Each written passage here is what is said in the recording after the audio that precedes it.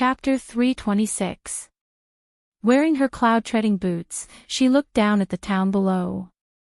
It was a very small town, with only a few streets and a few stalls scattered along the sides of the streets. There weren't many people coming and going. Most of them were farmers and commoners. She glanced at them one by one, looking for familiar traces. The inn, the noodle stall, the tall flag with the word tea on the side of the bridge at the town entrance. It was as if time had passed and she had returned to 90 years ago. She followed the path out of the town and soon arrived at a small village. On the east side of the village, there were a few houses scattered sporadically with a winding river and smoke curling up from chimneys. This was only a small village under Lianqing in Jin country. There were only 300 or 400 people in the village, which was very ordinary in the secular world. But this place had a different meaning for her. This was her hometown. She was born and grew up here. Under her mother's care, she also had a happy childhood. 90 years passed like water, unable to stop the passing of time. The little girl from back then was now a core formation cultivator, while the people from back then had become a pile of bones and a pile of yellow soil. She saw a house with a small courtyard in the east side of the village. It was newly painted, its roof tiles were bright, and there was a woman sweeping the courtyard. She naturally didn't know who she was. Her mother passed away and she also left. This house must have been given to an uncle, right? The house was still the same house, but she could no longer find the home in her memory. She sighed softly and closed her eyes. Immortals and mortals were different. She would no longer be entangled in the past, but seeing the traces of her childhood still couldn't hide the faint sadness in her heart. The ancestral hall still stood in the west of the village. Although there were traces of renovation, the walls were still a lot old. She took a step forward and couldn't help but want to see if there was still a stern old man there. There was a small and narrow room for the library. In that small book room, she learned about such a world of cultivation for the first time and walked on such a path. Seeing her entering the village, many villagers ran out of their houses and pointed at her, but they didn't have the courage to come forward. Her Taoist robe was spotless, her appearance was picturesque, and her temperament was elegant. She was like a fairy who descended to the world, completely different from the villagers. She walked along the small path in the village. After 90 years, the thin and weak little girl who was no different from the villagers had become a magnificent core formation cultivator. She pushed open the door of the ancestral hall. This time, someone finally ran over in a panic, wanting to stop her. "Miss, this is our Mo family's ancestral hall. Women aren't allowed to enter." Faced with her, he couldn't even speak smoothly. In the end, he just mumbled. "I just came back for a visit," she said softly, stepping over the threshold of the lobby. Women were not allowed to enter this hall. She had only entered it once, but it had changed her life. Under the invisible spiritual pressure of a core formation cultivator, the person who stopped her didn't dare to step forward.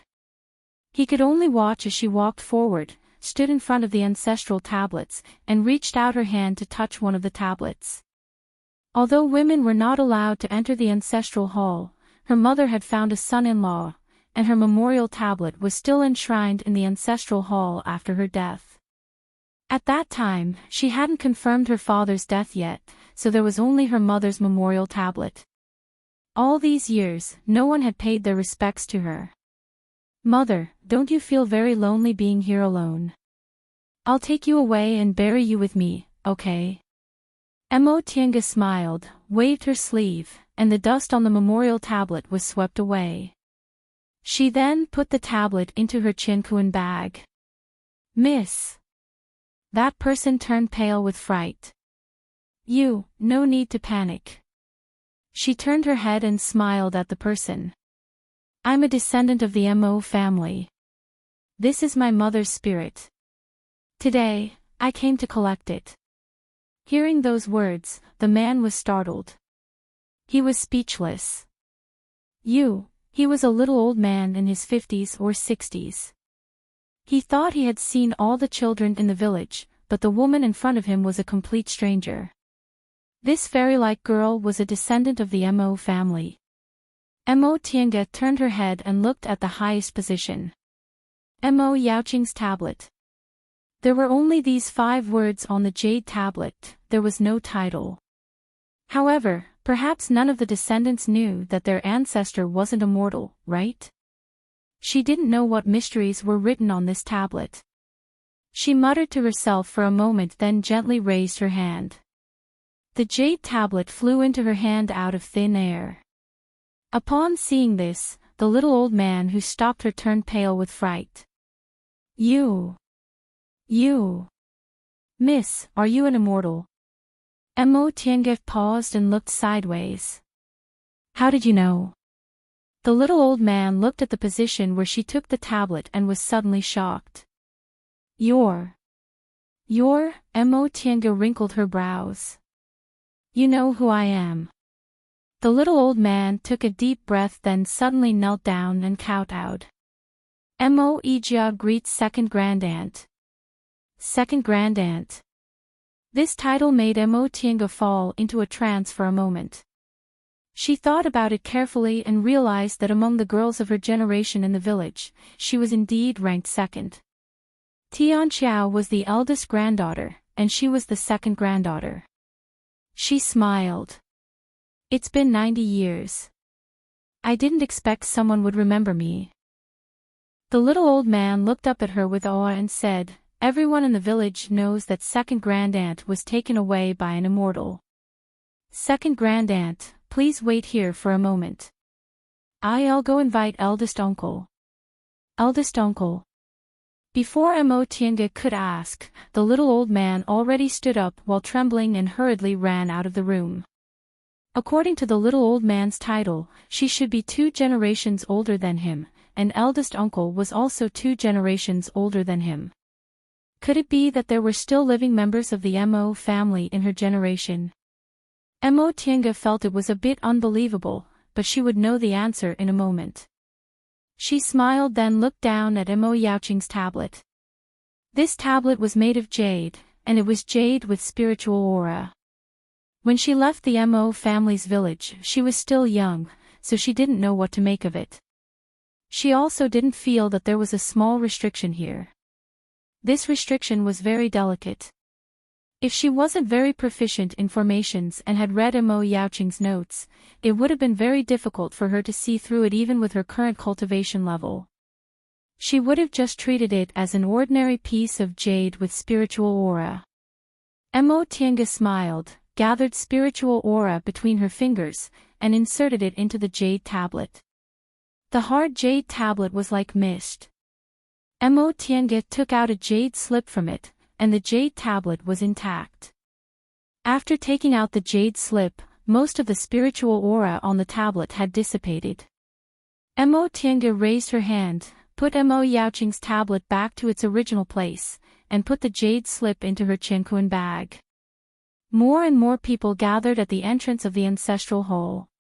It was the first time these villagers saw a woman enter the ancestral hall. Mo Ijia, who was guarding the ancestral hall, not only didn't stop her, but he even kowtowed to her.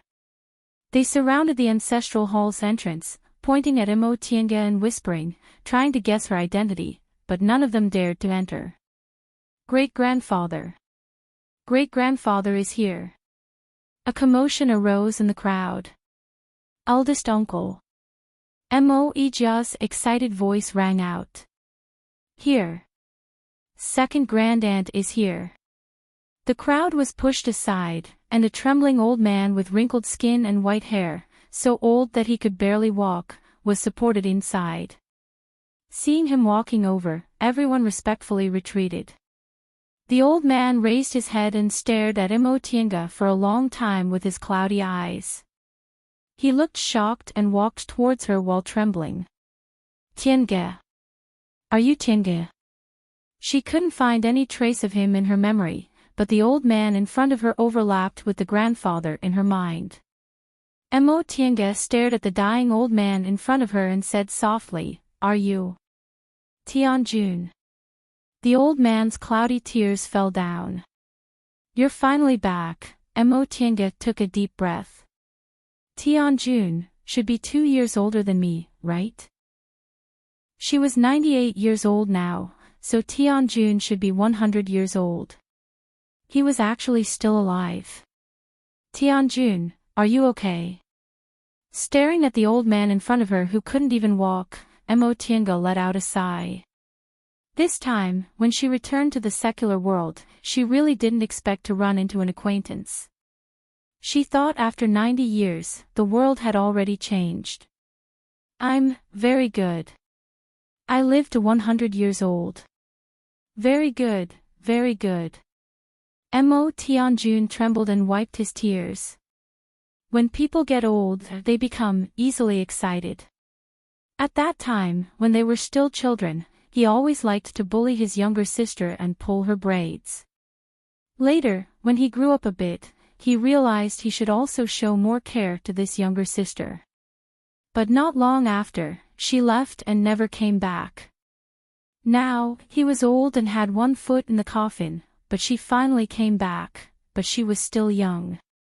He wiped his tears and suddenly remembered something. He said, right, Tianqiao. Tianqiao also went to your world. Do you know? Mo Tiange's eyes dimmed. Tianqiao's death was the regret of her life.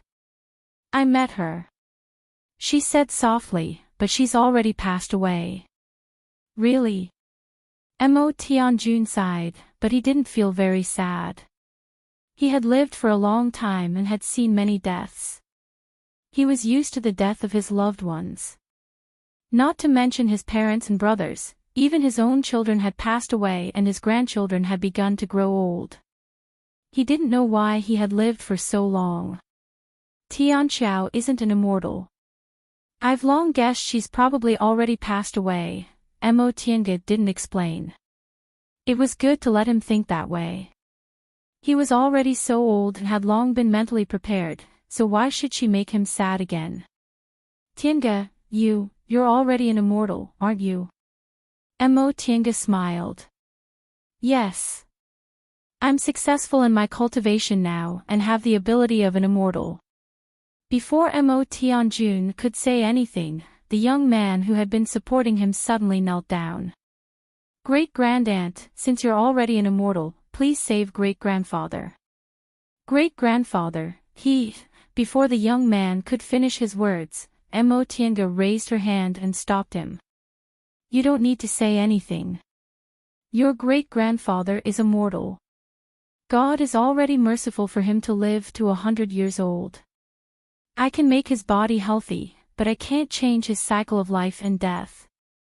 Great-grandaunt, Xan, Mo Tianjun shouted.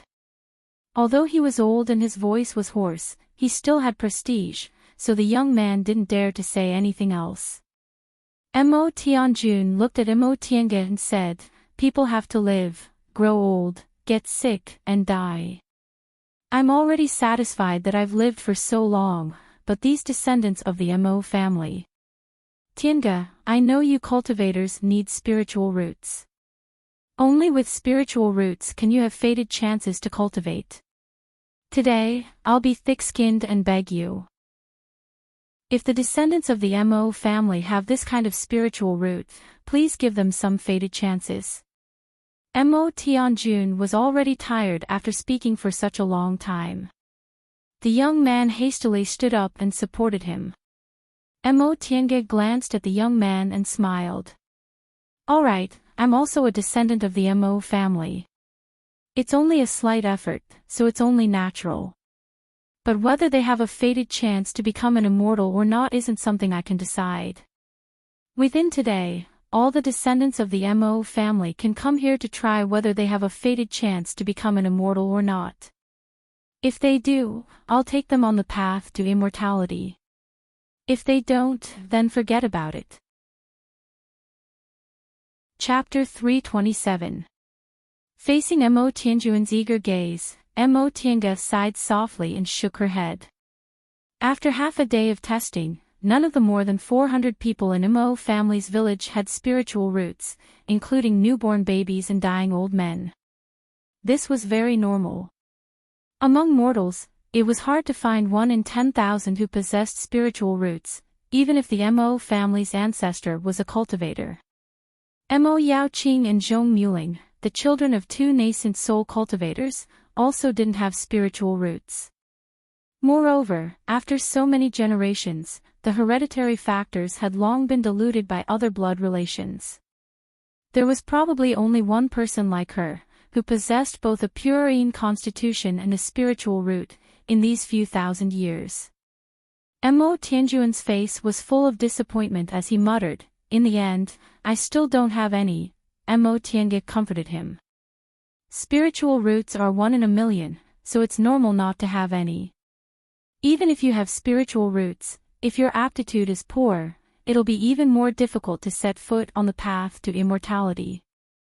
It'd be better to live happily in the secular world. But how could Mo Tianjun feel relieved by this kind of comfort?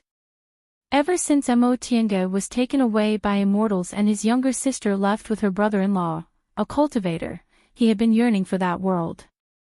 He couldn't do it himself, but his descendants were also good. Mo Tiange pondered for a while, then took out a 5 elements plate from her Qinquan bag and put it on the altar in the ancestral hall. She then separated a bit of her divine sense and cast a spell on it. I was able to walk on the path to immortality because of the kindness left by my ancestors. Today, I'll also leave this thing here. Any descendant of Mo family, male or female, can come here to have their spiritual roots tested. If someone has spiritual roots, even if they're thousands of miles away, I'll still be able to sense them and come to pick them up. Mo Tianjun was delighted to hear this. Tiange, thank you. Mo Tiange smiled. I'm also a descendant of Mo family. Why do you need to thank me? She paused for a moment, then mentioned another purpose. Tianjun, I came back because I want to move my mother's grave. Mo Tianjun was startled. Why? Why? I found my father's remains and want to bury them together. Mo Tianjun said, Isn't it the same to bury them here? Mo Tiange sighed and said, Immortals and mortals are different.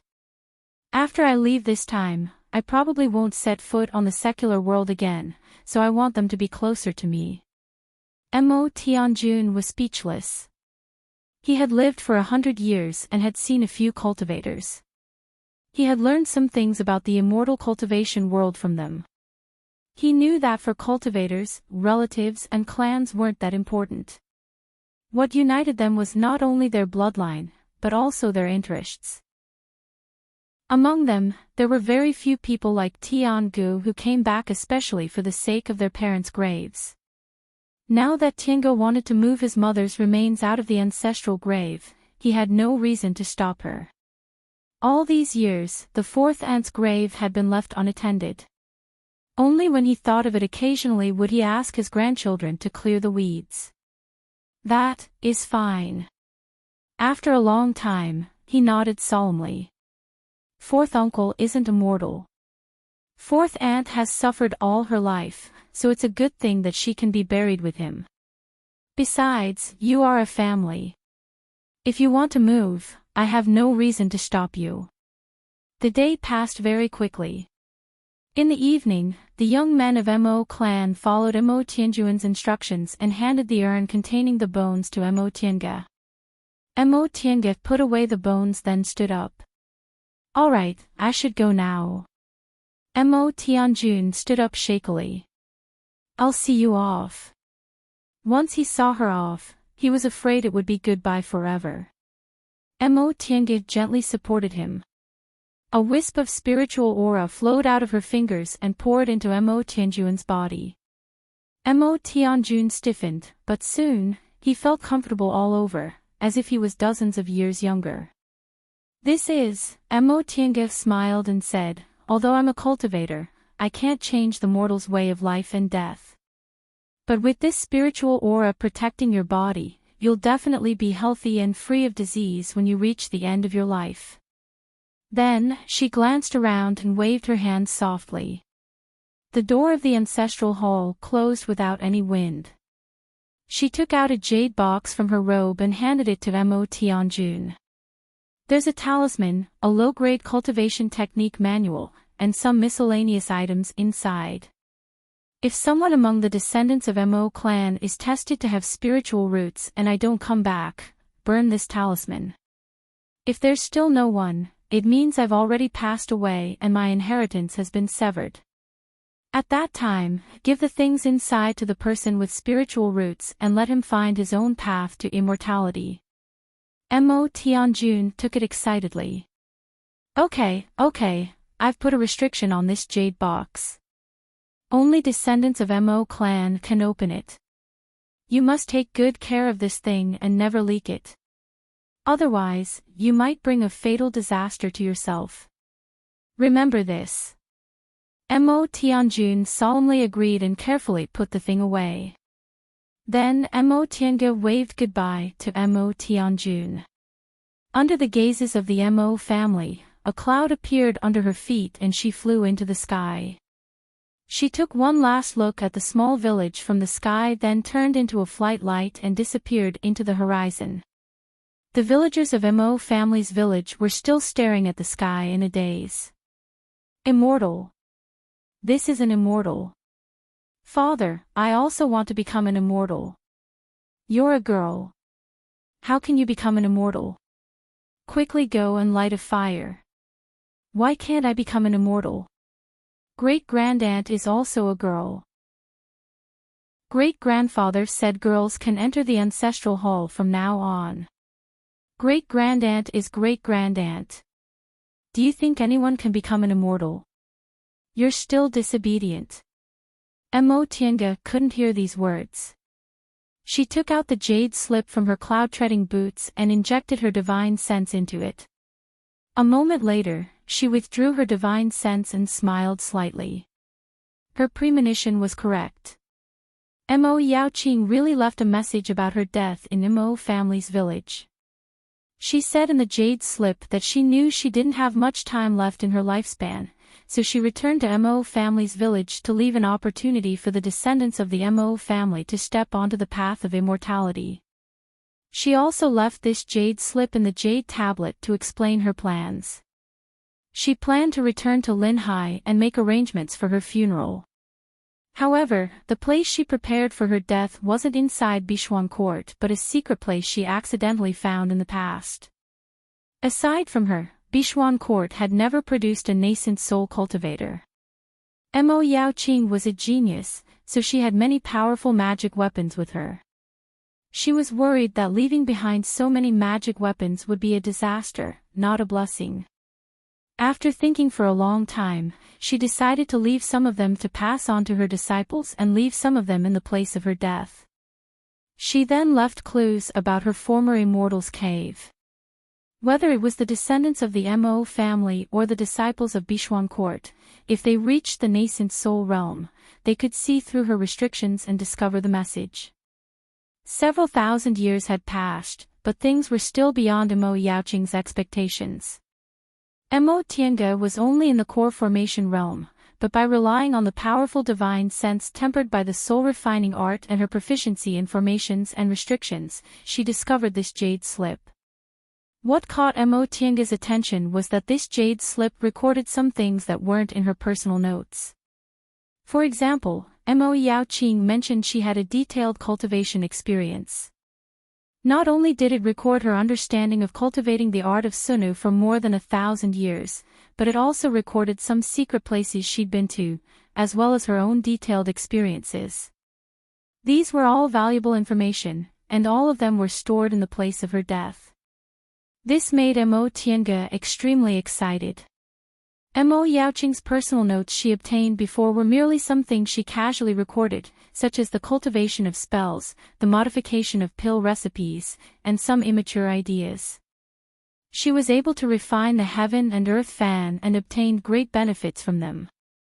According to this jade slip, Mo Yaoqing's cultivation experience was carefully organized after she didn't have much time left in her lifespan, so many of the ideas inside were completely mature. The value of this was far greater than that personal note. Besides, the cultivation experience also recorded the methods to enter and exit many secret places she'd been to, so it might come in handy in the future. Mo Tiange didn't think for long before she made a decision. Since she found a clue, she'd go take a look. Since Mo Yaoqing left some clues, there shouldn't be any danger as long as she followed the clues. That being the case, she had to go to Linhai this time. After returning to Quanzhong City and informing the steward of Xianqing School's branch, Mo Tiange set off with Tang Xin. As for the medicinal pills needed to form her gold core, she pretended that the branch steward had bought them and gave the dustless pills, extreme clear pills, and so on she concocted to Tang Xin. Tang Xin was very happy to find these medicinal pills of excellent quality. He thought Mo Tiange obtained them through some special means, so he was very grateful. Mo Tiange naturally wouldn't expose him and let him think so.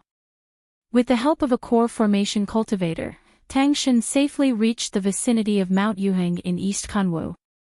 Cultivators in the core formation realm and above rarely appeared in the secular world. When he came to Kunwu, Demonic Mountain happened to open, so high-level cultivators emerged one after another.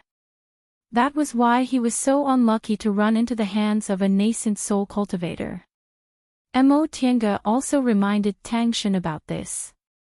Sometimes, he didn't only have to consider himself, but he also had to consider the things happening around him. If he hadn't coincidentally come to Kunwu when Demonic Mountain opened, he wouldn't have been so unlucky. Tang Xin listened obediently. Although he wasn't younger than Mo Tiange, he was far from her in terms of experience and understanding. He was also aware of this. Bishuan Court's guild hall was located near Mount Yuheng. This small guild hall, which only had a dozen or so people, wasn't eye-catching at all on Mount Yuheng.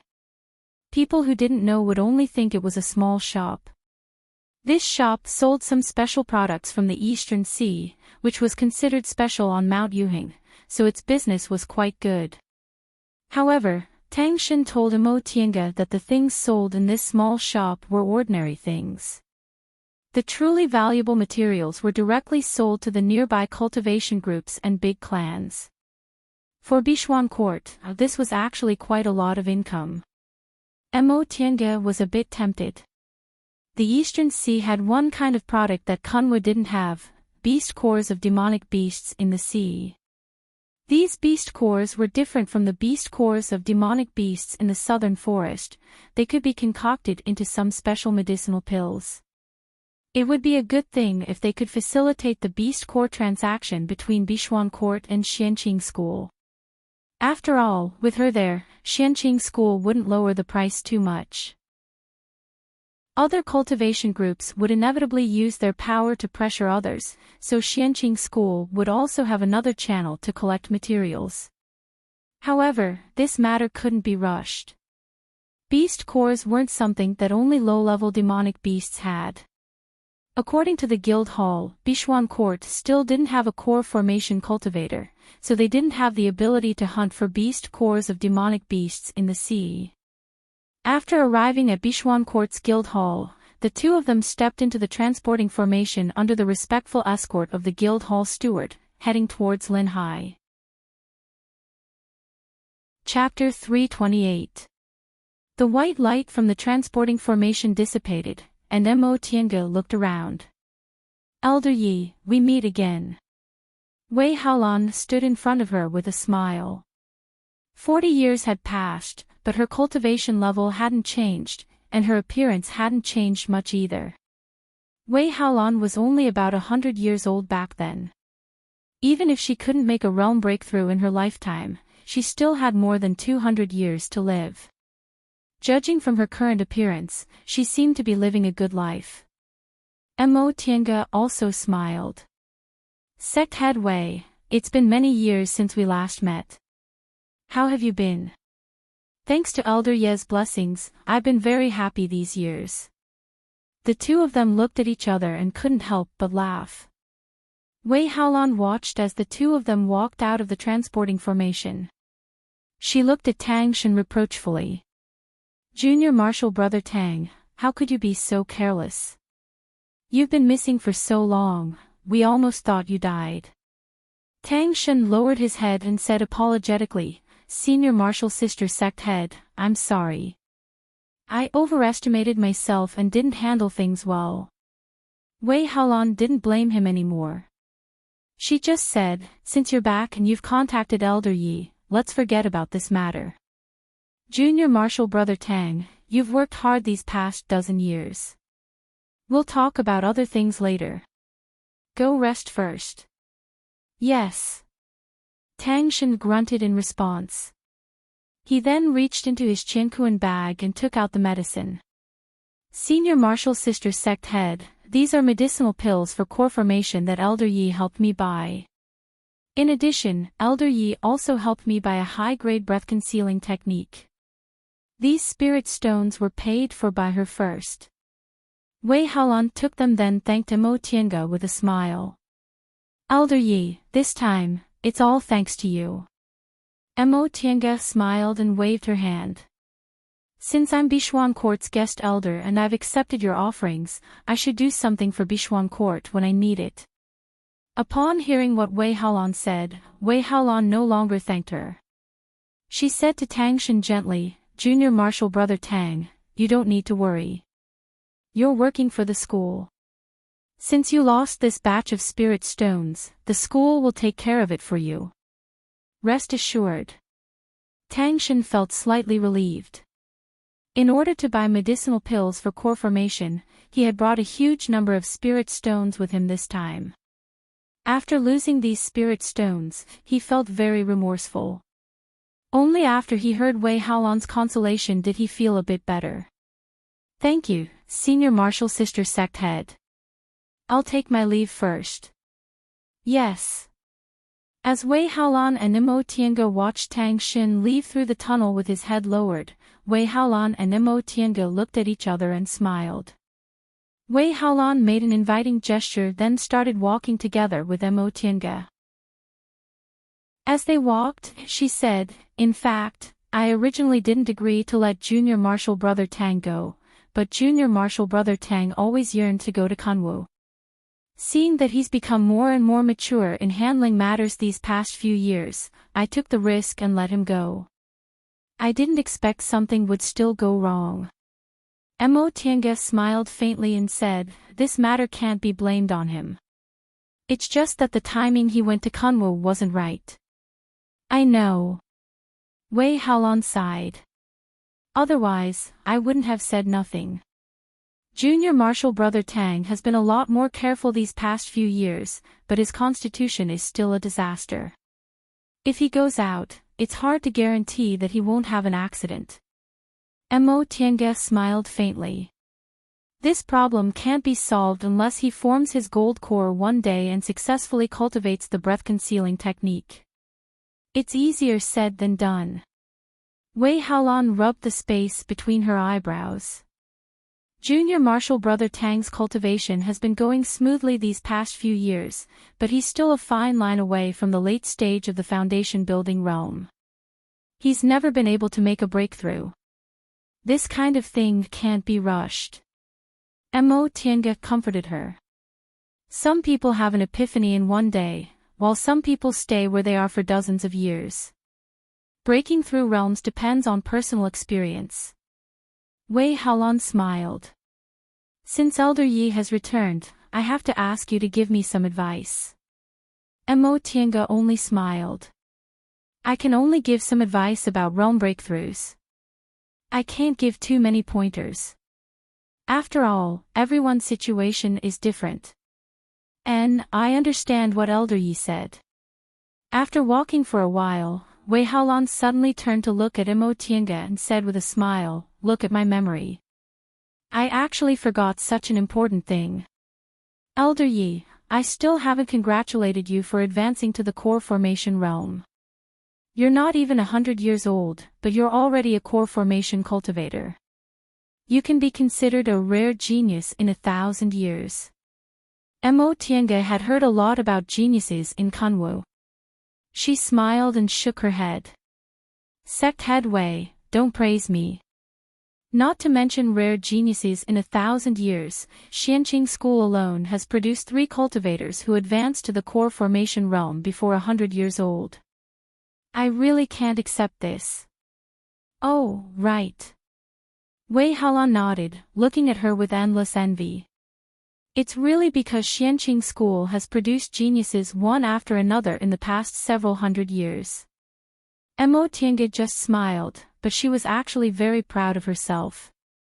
Xianqing School had indeed produced many outstanding cultivators in the past several hundred years. Other cultivation groups would be considered good if they had 1 or 2 in 1,000 years. Wei Haolan's gaze shifted, then she said, "This is only one of the reasons." Not long ago, the manager of Mount Yuheng's Guildhall reported that Elder Yi already performed dual cultivation, and your husband is Xianqing School's new nascent soul cultivator, Lord Daoist Shoujing. I really have to congratulate Elder Yi. Mo Tiange smiled. Thank you. Sect Head Wei's news is really fast. Wei Haolan shook her head and said, Elder Ye's dual cultivation was 2 years ago, but I only learned about it recently.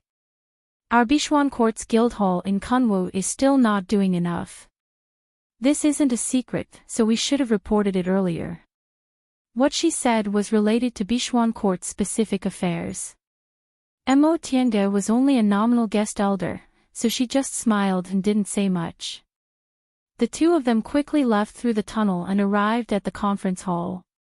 Wei Haolan invited Mo Tiange to sit down, then asked a disciple to serve tea. She then brought up another matter, Elder Yi.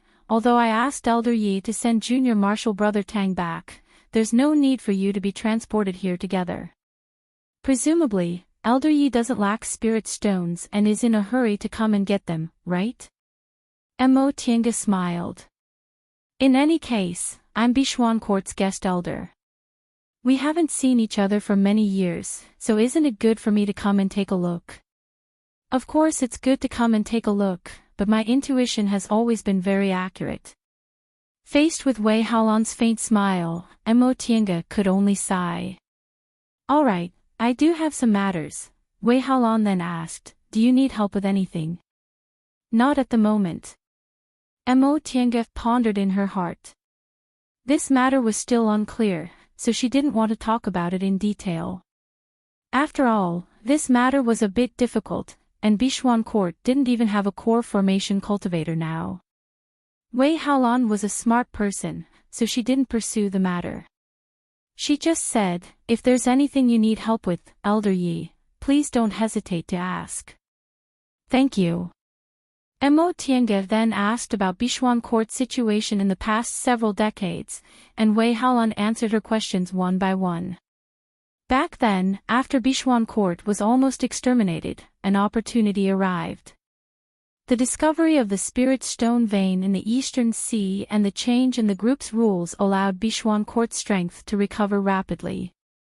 In the past several decades, the number of aura refining and foundation building disciples they had already surpassed their original number. The only thing they lacked now were core formation cultivators. Mo Tiange then asked, Elder Tang still in the middle stage of the foundation building realm. Are there already cultivators in the group who can advance to the core formation realm so quickly? Back then, Tang Shen was chosen as a temporary elder because his ability in fights of magical powers had greatly improved. In terms of cultivation level, the middle stage of the foundation building realm wasn't bad either. Wei Haolan sighed. How can it be that fast? Right now, there's a senior martial sister and a senior martial brother in the group who've reached the late stage of the foundation building realm, but they haven't reached the peak stage yet. I'm just taking precautions. After all, core formation medicinal pills aren't easy to find, they might not be found even after several decades. Mo Tiange nodded silently. Back then, Shengguan Yunhao was a good example. If it weren't for the fact that he couldn't find core formation medicinal pills for so long and thus had no hope of advancing to the core formation realm, he wouldn't have entered a demonic barrier so easily and betrayed the group. This time, if it weren't for Elder Yi, we wouldn't have been able to get these core formation medicinal pills, so I still have to express my gratitude to Elder Yi. Mo Tiange smiled and waved her hand. Sect head Wei, I really can't accept your thanks over and over again. Wei Haolan was startled, but she soon smiled again. Alright, I won't say thank you words in the future. It's fine to just keep them in my heart. After chatting for a while, Wei Haolan saw that Mo Tiange had nothing else to say, so she tactfully stopped talking and asked someone to take Mo Tiange to rest. After leaving Bishuan Court's conference hall, Mo Tiange strolled around. Traces of the destruction caused by Ren Yufeng back then had already disappeared. Those pavilions, terraces, and buildings had all been renovated, and the monastery gate had also been rebuilt and was constantly decorated with flowers and plants. The female cultivators' skillful hands made Bishuan Court look even more beautiful and pleasant than those big cultivation groups in Kunwu. Along the way, many aura refining disciples came and went. There were both male and female cultivators. When they saw her, all of them widened their eyes in astonishment. This was because her clothes were different from theirs, but it was also because of her cultivation level. A core formation cultivator. She's actually a core formation cultivator. The aura refining disciple who led the way for her had a proud look on his face as he announced to these people, "This is our guest elder, Elder Yi." Thus, along the way, countless disciples saluted her. Greetings to Elder Yi. Mo Tiange felt very helpless. She never liked this kind of ostentatious display. Fortunately, the place she wanted to go wasn't far, so she soon arrived at the VIP building. Originally, Wei Haolan wanted to let her stay in the Dao Achieving Pagoda, but Mo Tiange refused. The Dao Achieving Pagoda was, after all, the symbol of Bishuan Court, and she wasn't a real elder of Bishuan Court. She only returned to Linhai to look for the cultivation experience Mo Yaoqing left behind. Just now, Wei Haolan already gave her the spirit stones needed to buy cultivation techniques and medicinal pills. She also gave her more than 10,000 spirit stones, saying she was a guest elder's sacrifice. In fact, she obtained a lot from Bishuan Court, so she really didn't want to take advantage of them. Mo Tiange stayed in the VIP building for several days. During her stay, Wei Haolan invited her to meet Bishuan Court's foundation building cultivators. Although female cultivators were still dominant, Bishuan Court had quite a few foundation building male cultivators in recent years. Seeing how young she was, the newly advanced foundation building cultivators were extremely astonished. It wasn't easy for a core formation cultivator to come to Bishuan Court, so Mo Tiange had to pass on some cultivation experience to these foundation building cultivators. In addition, she also accepted Wei Haolan's invitation to teach several cultivators who had hopes of advancing to the core formation realm. By the time everything was done, 7 or 8 days had already passed. Mo Tiange wasn't in a hurry. Although Mo Yaoqing's jade slip recorded the route, she still had to slowly comprehend it. She could take advantage of this time to ask Wei Haolan some things about the sea. Although she was already in the core formation realm and her cultivation level was much higher than Wei Haolan's, she had no experience going to the sea except for that one time in the northernmost sea 60 years ago. Furthermore, that time wasn't accurate. The situation in the northernmost sea was very different from that in the eastern sea. When Wei Haolan heard Mo Tiange wanted to go to the sea, she didn't ask much. She just told Mo Tiange in detail about the general things she had to pay attention to when going to the sea, as well as the relatively dangerous sea beasts in the vicinity. However, because of her cultivation level, these things could only be used as references. After all, Wei Haolan also hadn't been to the deeper parts of the sea. Mo Yaoqing's Immortal's cave, on the other hand, was in the depths of the eastern sea. Several days passed. When Mo Tiange finished preparing everything, she finally set out. Chapter 329. Elder Yi, the southeast is where our spirit stone vein is. The sea in this area is safe and doesn't have any dangerous sea beasts. In addition, this is a sea map passed down by the sect's founders. It records the distribution of sea beasts, but because of our limited cultivation levels, we haven't been to many places, so it might not necessarily be trustworthy.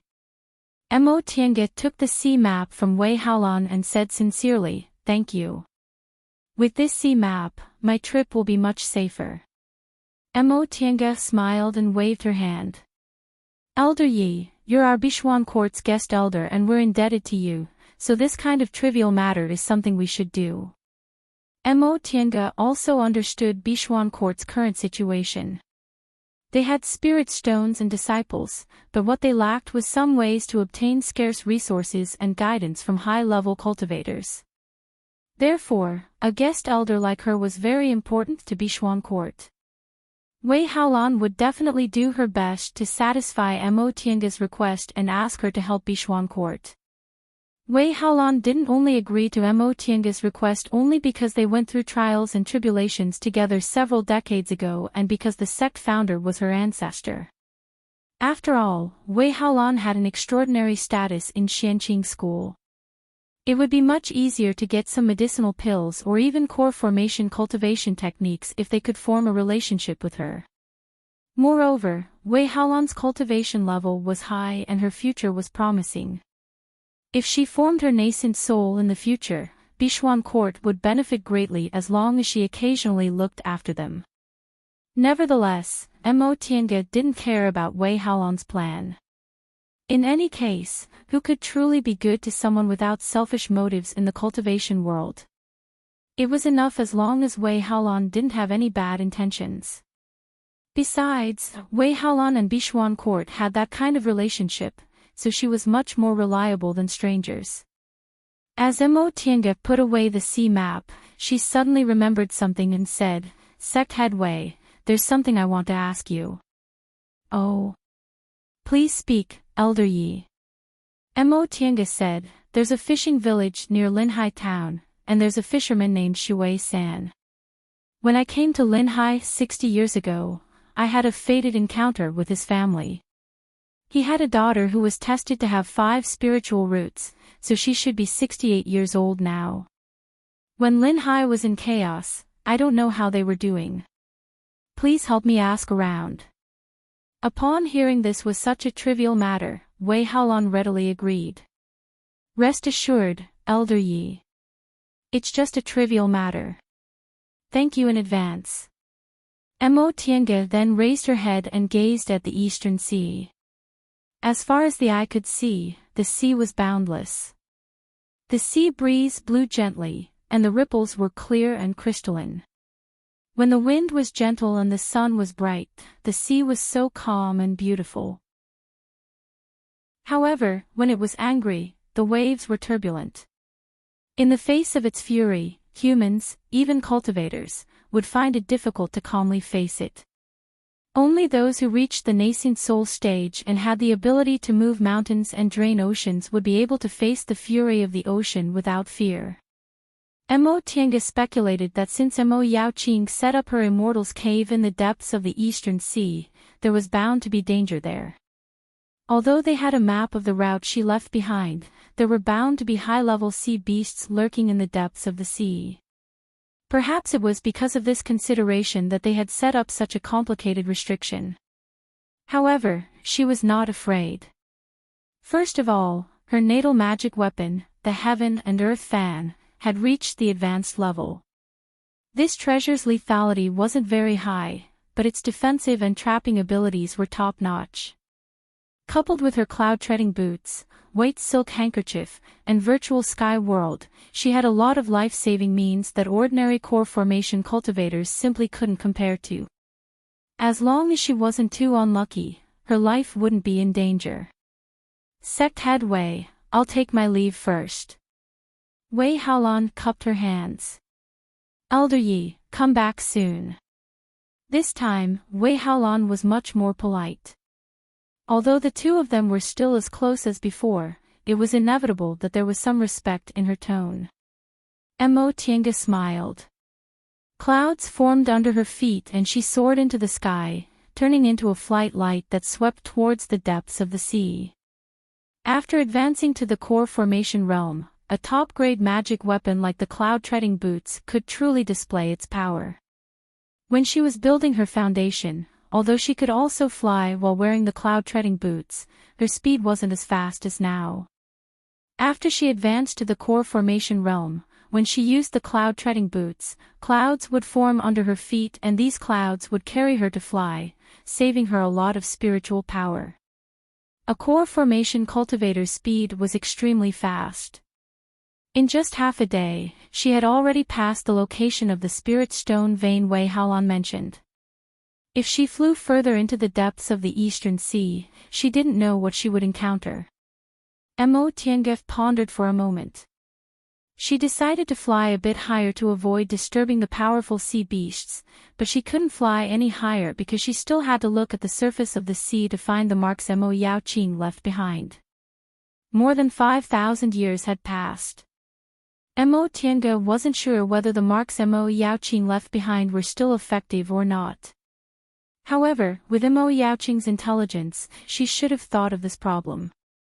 With this thought in mind, Mo Tiange threw these doubts to the back of her mind and flew at full speed. This flight lasted for 5 days. During these 5 days, Mo Tiange changed from only seeing small sea beasts of the first and second rank at first to now, she often saw the appearance of fourth and fifth rank sea beasts. She was very cautious along the way. If she attracted the attention of these sea beasts, she would fly a bit higher to hide. On the 6th day, Mo Tiange finally found an island full of spiritual aura on the sea. This island was extremely small, only about 500 square meters in circumference. Maybe this island would be swallowed by a high tide. The spirit veins weren't very good either. The spiritual aura was faint, and it was only a very small spirit vein. Mo Tiange was very pleasantly surprised because there was a record of this island in Mo Yaoqing's jade slip. However, Mo Yaoqing said it was a bit bigger. After all, 5,000 years had passed, so it was normal for the area of the island to change. In the sea, this kind of island could disappear overnight. Mo Tiange flew around the island in the air but didn't find any traces of high-rank sea beasts in the surroundings. She then carefully landed on the island. She didn't know how long it had been since people came to this island. It was densely covered with vine-like plants, almost covering the whole area except for the beach. Upon seeing this, Mo Tiange carefully released Xiaohua from her spiritual beast pouch. Mo Yaoqing's jade slip said these vines were very strange. They seemed to be alive, and as long as there was a living thing, they would entangle and swallow it. In this world, beasts had always been herbivores. Herbivores like these violated common sense. Abnormalities were monsters, so these vines could also be said to be a kind of demonic grass. Because of this, there were very few sea beasts near this island. If those low-rank sea beasts accidentally came here, they would be swallowed by these vines. However, these vines were not without natural enemies. If it was a rank 5 demonic beast or above, it would be able to fight against them.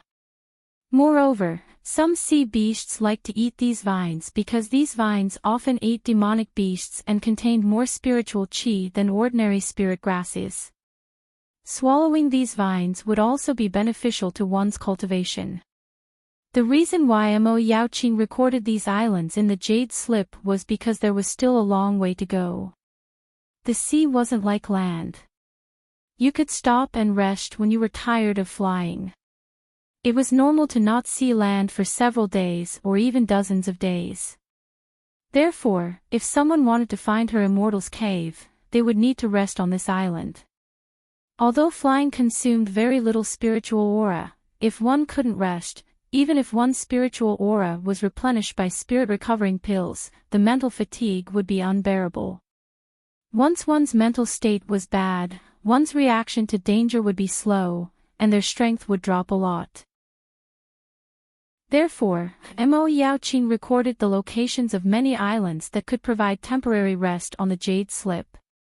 Mo Tiange had the virtual sky world, so this problem originally didn't exist. The reason why she looked for these islands was firstly to use as a reference, and secondly, because Mo Yaoqing remembered the characteristics of these vines. She was interested and wanted to collect some. After all, this was the Eastern Sea where few people lived. Bichuan court cultivators' levels were still low, so they couldn't come here. These vines were also rare, so collecting some might be useful in the future. As soon as Xiaohua came out of the spiritual beast bag, it rushed towards the island with great joy. Maybe it was because it hadn't come out of the spiritual beast bag for a long time. Upon seeing this, Mo Tiange hastily stopped it. Xiaohua, come back. Xiaohua stopped for a moment, then turned to look at her. It blinked its black eyes, then turned to stare at the green vines, looking like it really wanted to go there. Upon seeing this, a thought emerged in Mo Tiange's mind.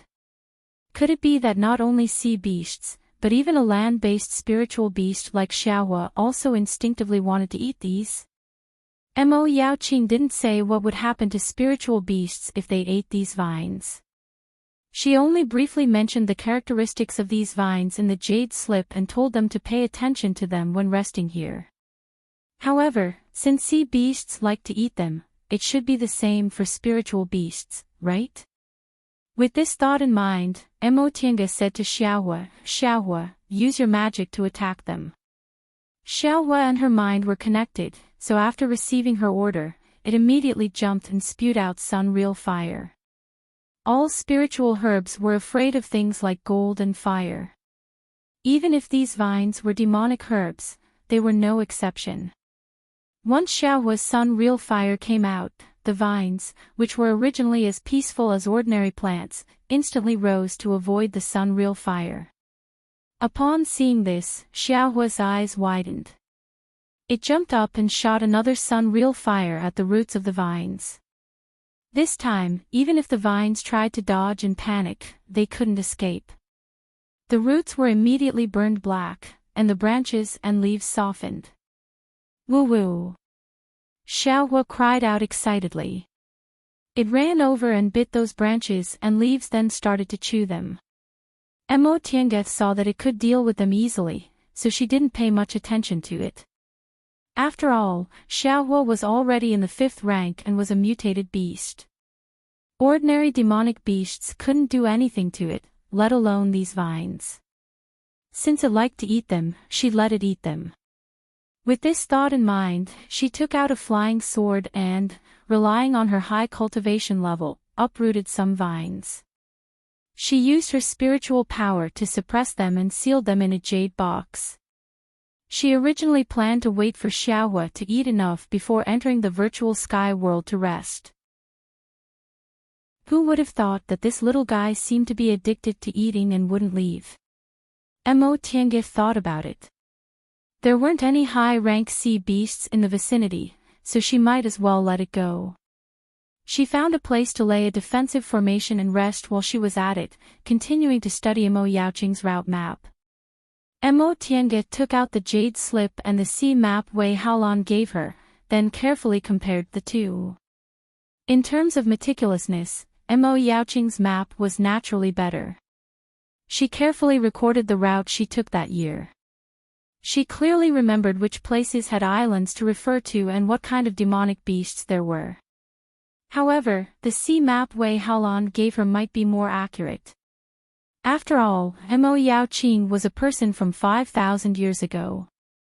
5,000 years had passed, and some things had definitely changed.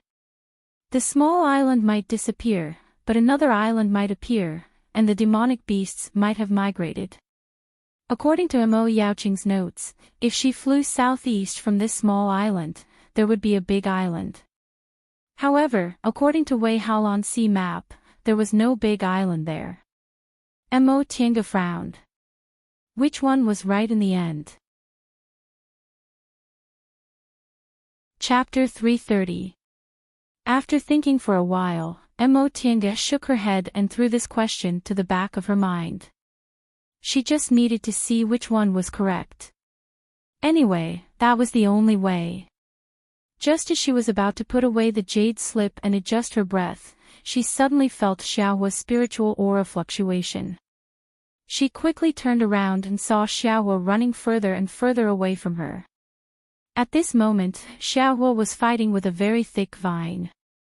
Logically speaking, Xiaohua was already a 5th-rank spiritual beast. Even if this vine had demonic energy, it was still a plant. Especially after Xiaohua had mutated and possessed the Sun Real Fire, ordinary demonic beasts shouldn't be able to defeat it. However, for some reason, this vine wasn't afraid of the Sun Real Fire at all. It only dodged slightly, and then swept towards Xiaohua ferociously. Realizing the situation was bad, Emotianga stood up. Xiaohua. Upon hearing her voice, Xiaohua spouted Sun Real Fire, forcing the vine to retreat, then turned around and ran back to her. Emotianga waved her hand. A white light flashed, and the heaven and earth fan appeared in her hand. She then carefully walked towards the vine. This vine was very thick, several times thicker than the ones he had seen before. At first glance, it was impossible to find its roots. The branches and leaves were lush and entrenched, layer upon layer, like a towering tree. Sun Real Fire was an excellent fire for concocting pills and refining tools. It could melt many hard things. This vine was just a plant with spiritual aura that ate demonic beasts, so why wasn't it afraid? She thought for a while, then took out her flying sword to cut the vine's leaves. Before the flying sword arrived, the vine had already moved. Its branches danced in the air, trying to avoid the sword. Emotianga shook her sleeves and pushed her spiritual aura. The flying sword stabbed straight.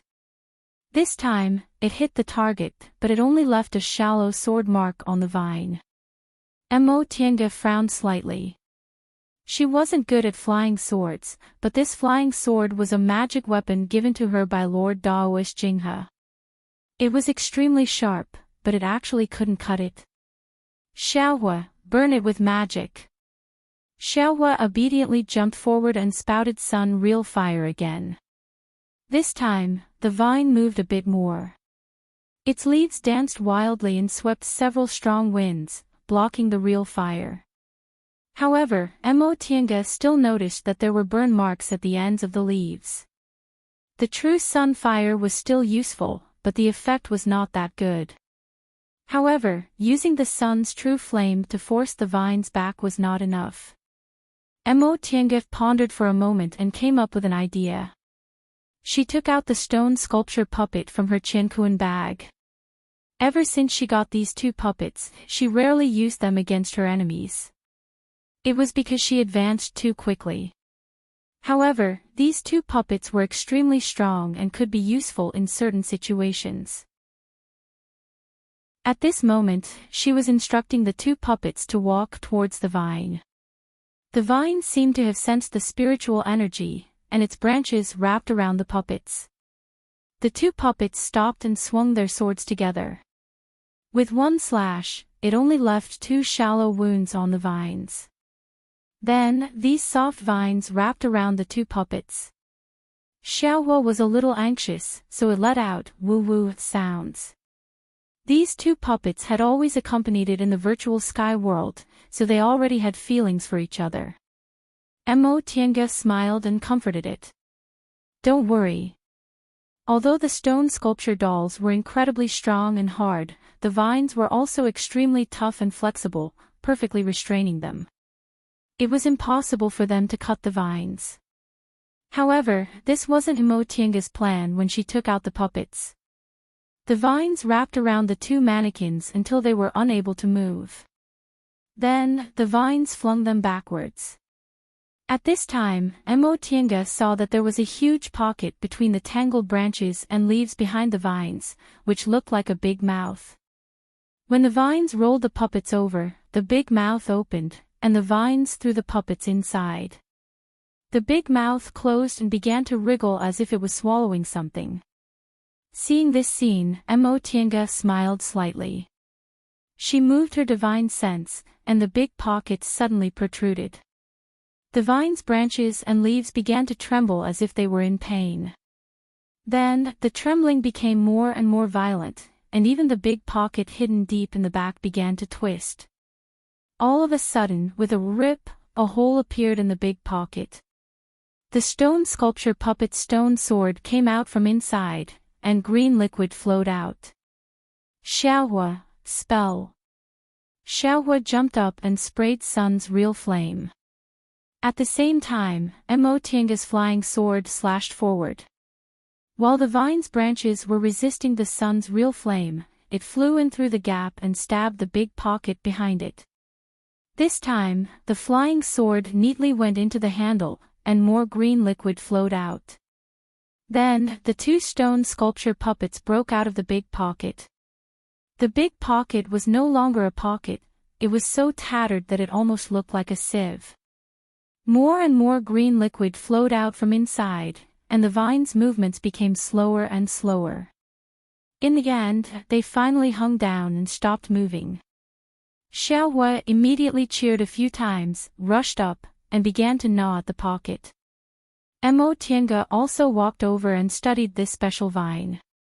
If these vines were all monsters, this vine's cultivation level was obviously higher than the others. Even Sun's real flame couldn't burn its branches. She thought for a moment, then used her flying sword to cut the branches. Although she couldn't cut them immediately, she continuously used her flying sword to cut them. In the end, she still cut two of them. At this time, Xiaohua had already eaten the big pocket. Looking at the green vines that were already lifeless, its black eyes turned, and it couldn't help but take a bite. This time, it almost bit its teeth to pieces. It jumped up with a woo sound, covered its mouth with its two front paws, and jumped around on the ground. Emotianga was amused by its actions and grabbed it. Let's see if you're still greedy. Xiaohua covered its mouth for a long time before it blinked, put down its paws, and lowered its head pitifully. Emotianga stroked its head and said, "This thing is too hard. You can't chew it off. If you want to take it away, it'll take a long time. Let's wait until we come back." She only cut off 2 branches, but it took her so long. If she wanted to take all these things away, it would take her several days.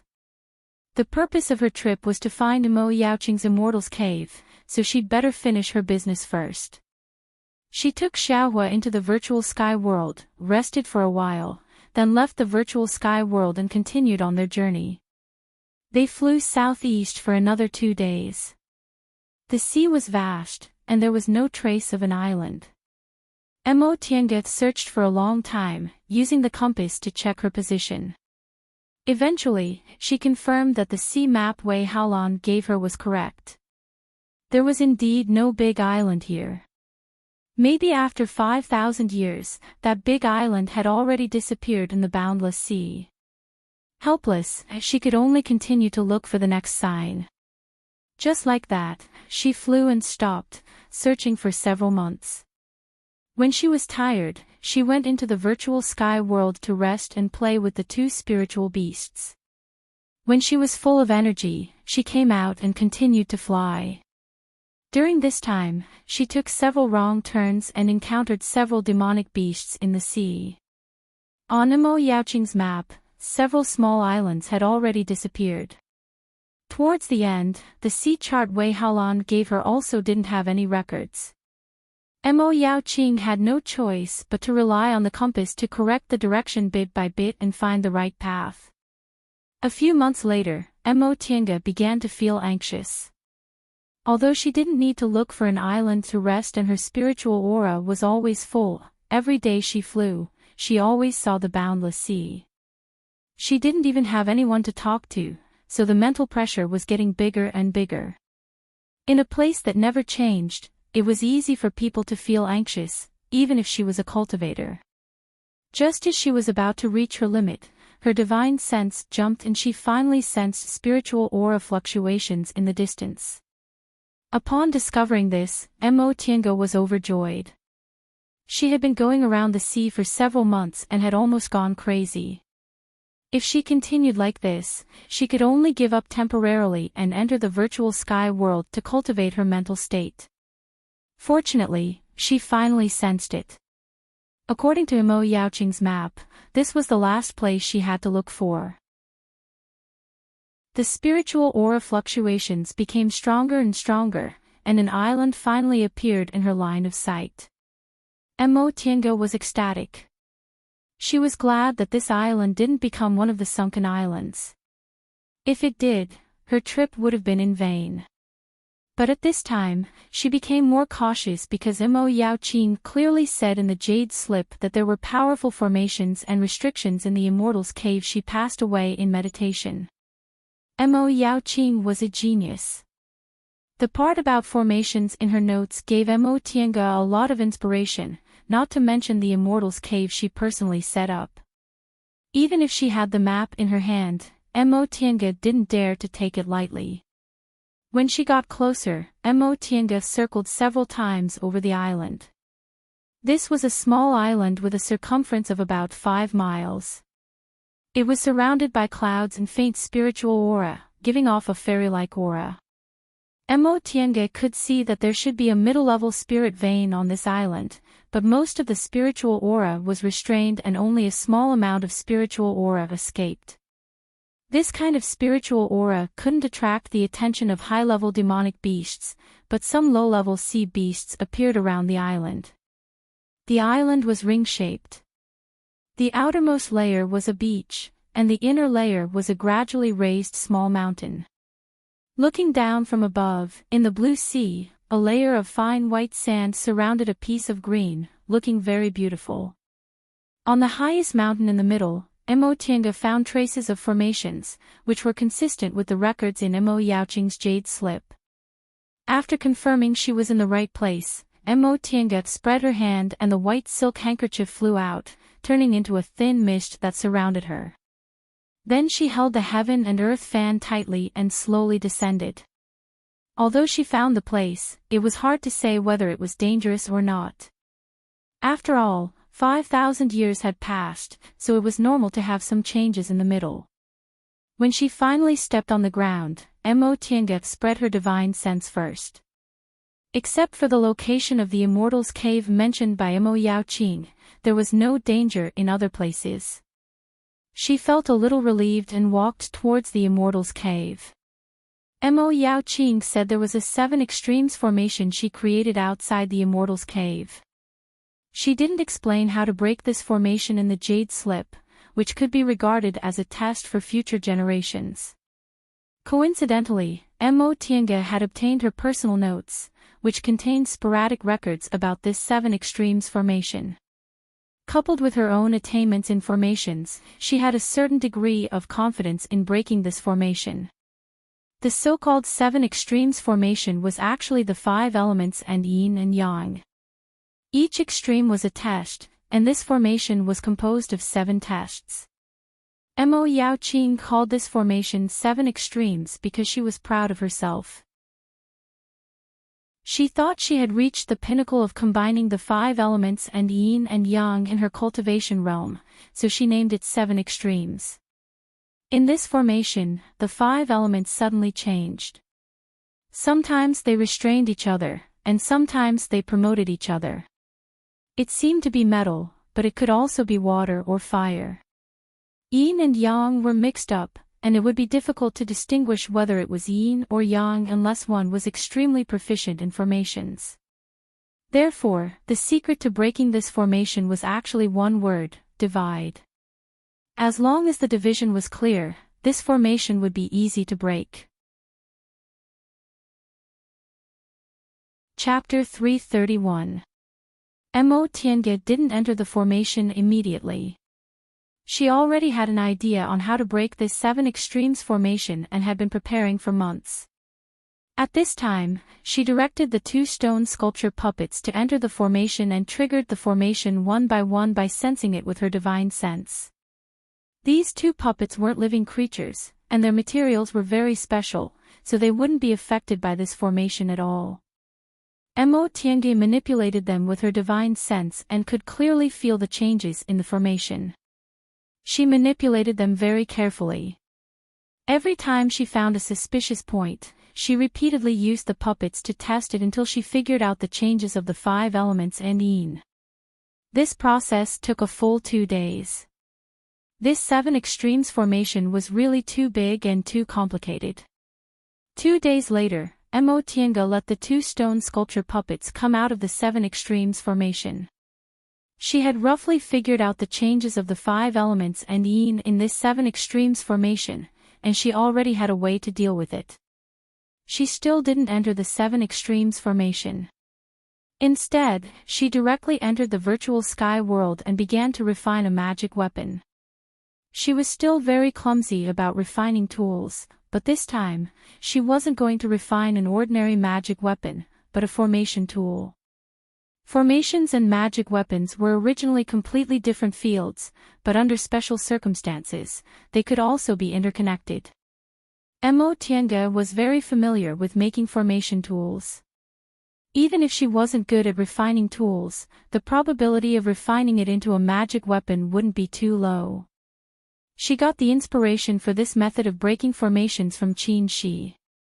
Qin Shi had a magic weapon called the peak positioning lamp, which had a miraculous effect on breaking restrictions. Restrictions and formations were interconnected. Although it wasn't very common to use a magic weapon to break formations, it wasn't impossible.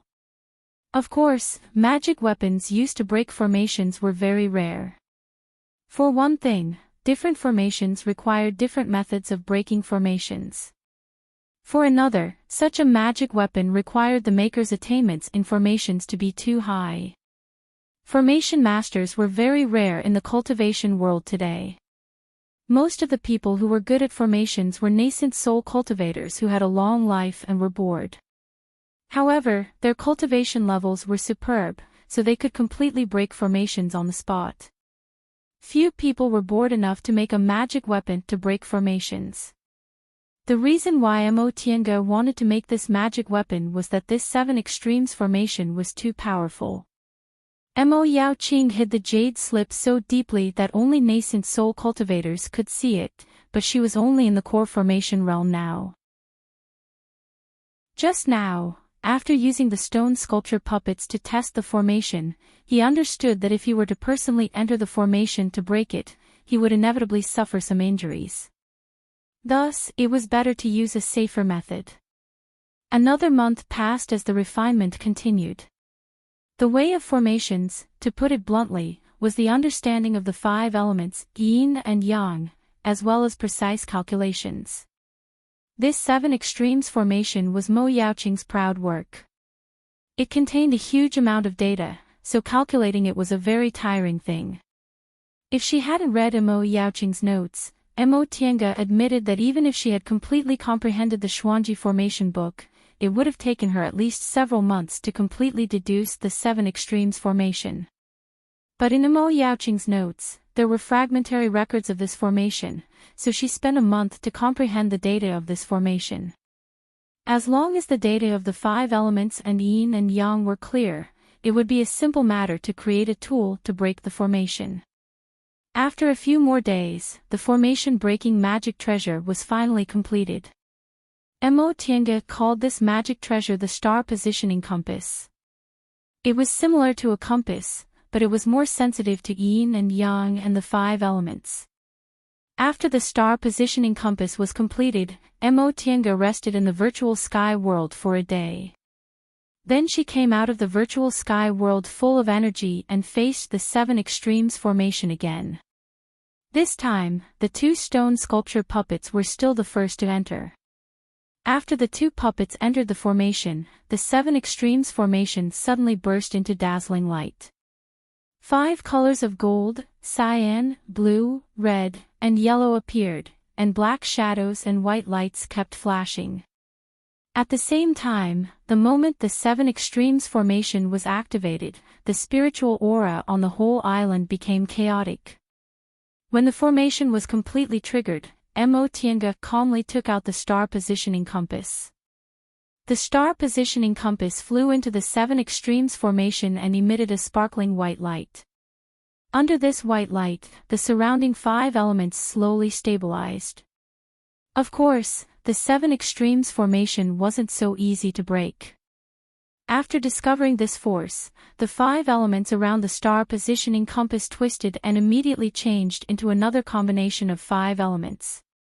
The star positioning compass continued to emit white light, combing the surrounding 5 elements one by one.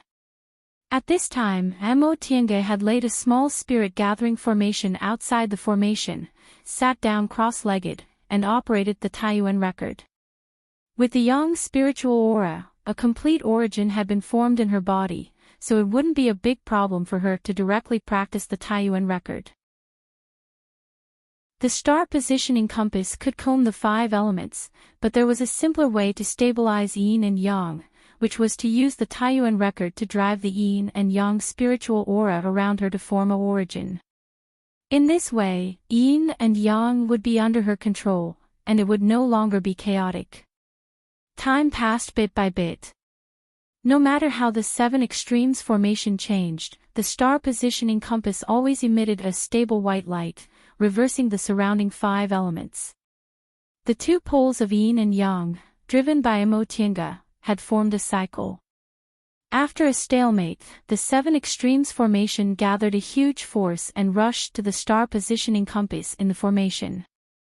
With a solemn expression, Mo Tiange made a hand seal, gathered spiritual aura in her palm, and hit the star positioning compass. She used several high-grade spirit stones as the source of spiritual aura in this star positioning compass, but it was still not enough for the 7 extremes formation. This formation had existed here for so many years, but it could still operate. It should be like Wanderer's Ziwei, which directly used the spirit vein itself. Therefore, the formation wouldn't lose its effectiveness unless the spirit vein dissipated after a long time. But now was obviously not the time to lose its effectiveness. Its power might have weakened, but its power was still huge. Mo Tiange could only continuously transmit her spiritual aura to the star positioning compass, while she relied on the spirit gathering formation, spirit stones, and spirit recovering pills to restore her spiritual aura. This was a battle of spiritual aura. As long as she had enough spiritual aura, breaking the formation was only a matter of time. The spiritual power stalemate lasted for 3 full days.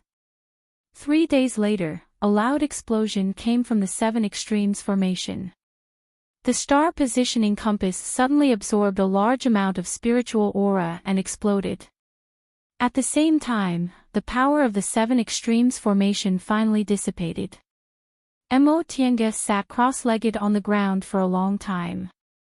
For 3 days, she had been continuously transmitting spiritual aura, so she was now extremely tired.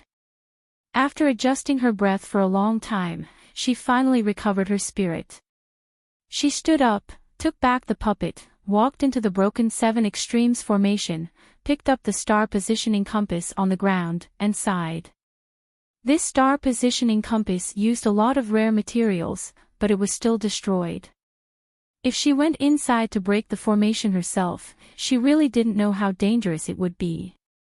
After passing through the broken 7 extremes formation, Mo Tiange saw a narrow entrance. This entrance seemed to be just a crack between the rocks. Through the crack, she could only see a very small valley with nothing else in sight. Mo Tiange took out the jade slip and compared it to the entrance. After confirming it was the right place, she walked in. She went straight into the depths of the valley. She cast an art and hit the mountain wall. The mountain wall opened with a sound, revealing a cave as tall as a person. She then stepped inside. The cave was very dark, almost without light. Presumably, even if there was a moonstone, it had lost its light after thousands of years. She took out a mother moonstone from her chinquan bag, hung it around her waist, and slowly walked forward. The rest of the journey was very smooth. There were a few tests that Mo Yaoqing held back, but Emotianga was prepared in advance, so she passed them one by one. Finally, after walking through a stone path, the front suddenly opened up. Emotianga looked around. This was a ring-shaped valley, green grass, and the sun was shining brightly. She found it a bit unbelievable. When she came down from the sky, she didn't see this valley at all. It seemed to be hidden by a restriction, but she didn't find any trace of it. In that case, her smooth journey was simply because Mo Yaoqing didn't intend to make things difficult for later generations. Otherwise, she didn't know how long it would take her to find the entrance with this restriction alone. Although the valley was green and full of vitality, weeds were everywhere and had long been abandoned. Emotianga occasionally saw a few spiritual plants, but she didn't take them seriously. After all, the spiritual aura here wasn't good, and the spiritual plants were also very thin. Even if they were old, they were completely inferior to the virtual sky world. On the mountain wall surrounding the valley, there were several caves. Emotianga cautiously took out Mo Yaoqing's jade slip and carefully compared it. After understanding the purpose of these caves, she entered them one by one. These caves were nothing more than a cultivation room, a concocting room, a spiritual beast room, and so on. There was nothing in the spiritual beast room. When Mo Yaoqing passed away in meditation, she released her spiritual beasts. Emotianga entered the pill concocting room, tool refining room, and so on. She found several kinds of rare tools, so she picked one or two that she needed and put them into her Qianquan bag. The jade slips Mo Yaoqing left behind were for the descendants of the Mo family and for the disciples of Bishuan court. If she took all of them and some nascent soul disciples of Bishuan court came looking for them in the future, there would be nothing left. She wasn't greedy and didn't intend to cut off other people's escape routes. In the end, she entered the cultivation room. This cultivation room was narrow and winding, and there were messy things everywhere. There were all kinds of materials, books, jade slips, and some strange things whose uses she didn't know. Emotianga looked at them one by one, feeling a bit incredulous. It wasn't because these materials were rare, but because they were placed in such a messy way. With a Qianquan bag, these things naturally didn't need to be piled up in the cave. The fact that they were piled up randomly like this could only mean one thing: Mo Yaoqing was very lazy. After she used them, she just threw them away and was too lazy to tidy them up. Emotianga sighed as she continued to walk inside. The Immortal's cave left behind by Miss Yaoqing, who had a gentle voice and was said by Yuan Bao to be incomparably charming, was actually like this. This was a bit too. Just as this thought crossed her mind, she turned into the depths of the cultivation room. When she saw the innermost jade platform, she instantly became speechless, completely speechless. A woman was sitting on the jade platform. She was sitting cross-legged with a dignified bearing. Her eyes were closed, and her expression was calm. Her eyebrows were like distant mountains, her face was like the autumn moon, her skin was like snow, and her black hair was like clouds. She was just sitting there casually, but there wasn't a single part of her that wasn't beautiful. Ever since she set foot on the path to immortality, Emotianga had seen a lot of beautiful women. Even she herself, although she couldn't be said to be beautiful enough to captivate birds and beasts, she was still elegant and handsome. However, there had never been a woman who could make the words "devastatingly beautiful" involuntarily emerge in her heart. This woman's beauty was indeed something she had never seen in her life. After a long time, Emotianga finally regained her composure and heaved a sigh of relief. Although this woman was vivid and lifelike, just like a living person, Emotianga knew this was nothing more than a skeleton. Aside from Mo Yaoqing, there was naturally no one else but a skeleton sitting cross-legged in this cave. With this thought in mind, Emotianga felt it was inconceivable. Her ancestor, a female cultivator who lived more than 5,000 years ago, possessed a pure constitution and was a world-shaking talent, was actually such an astonishingly beautiful woman. Chapter 332.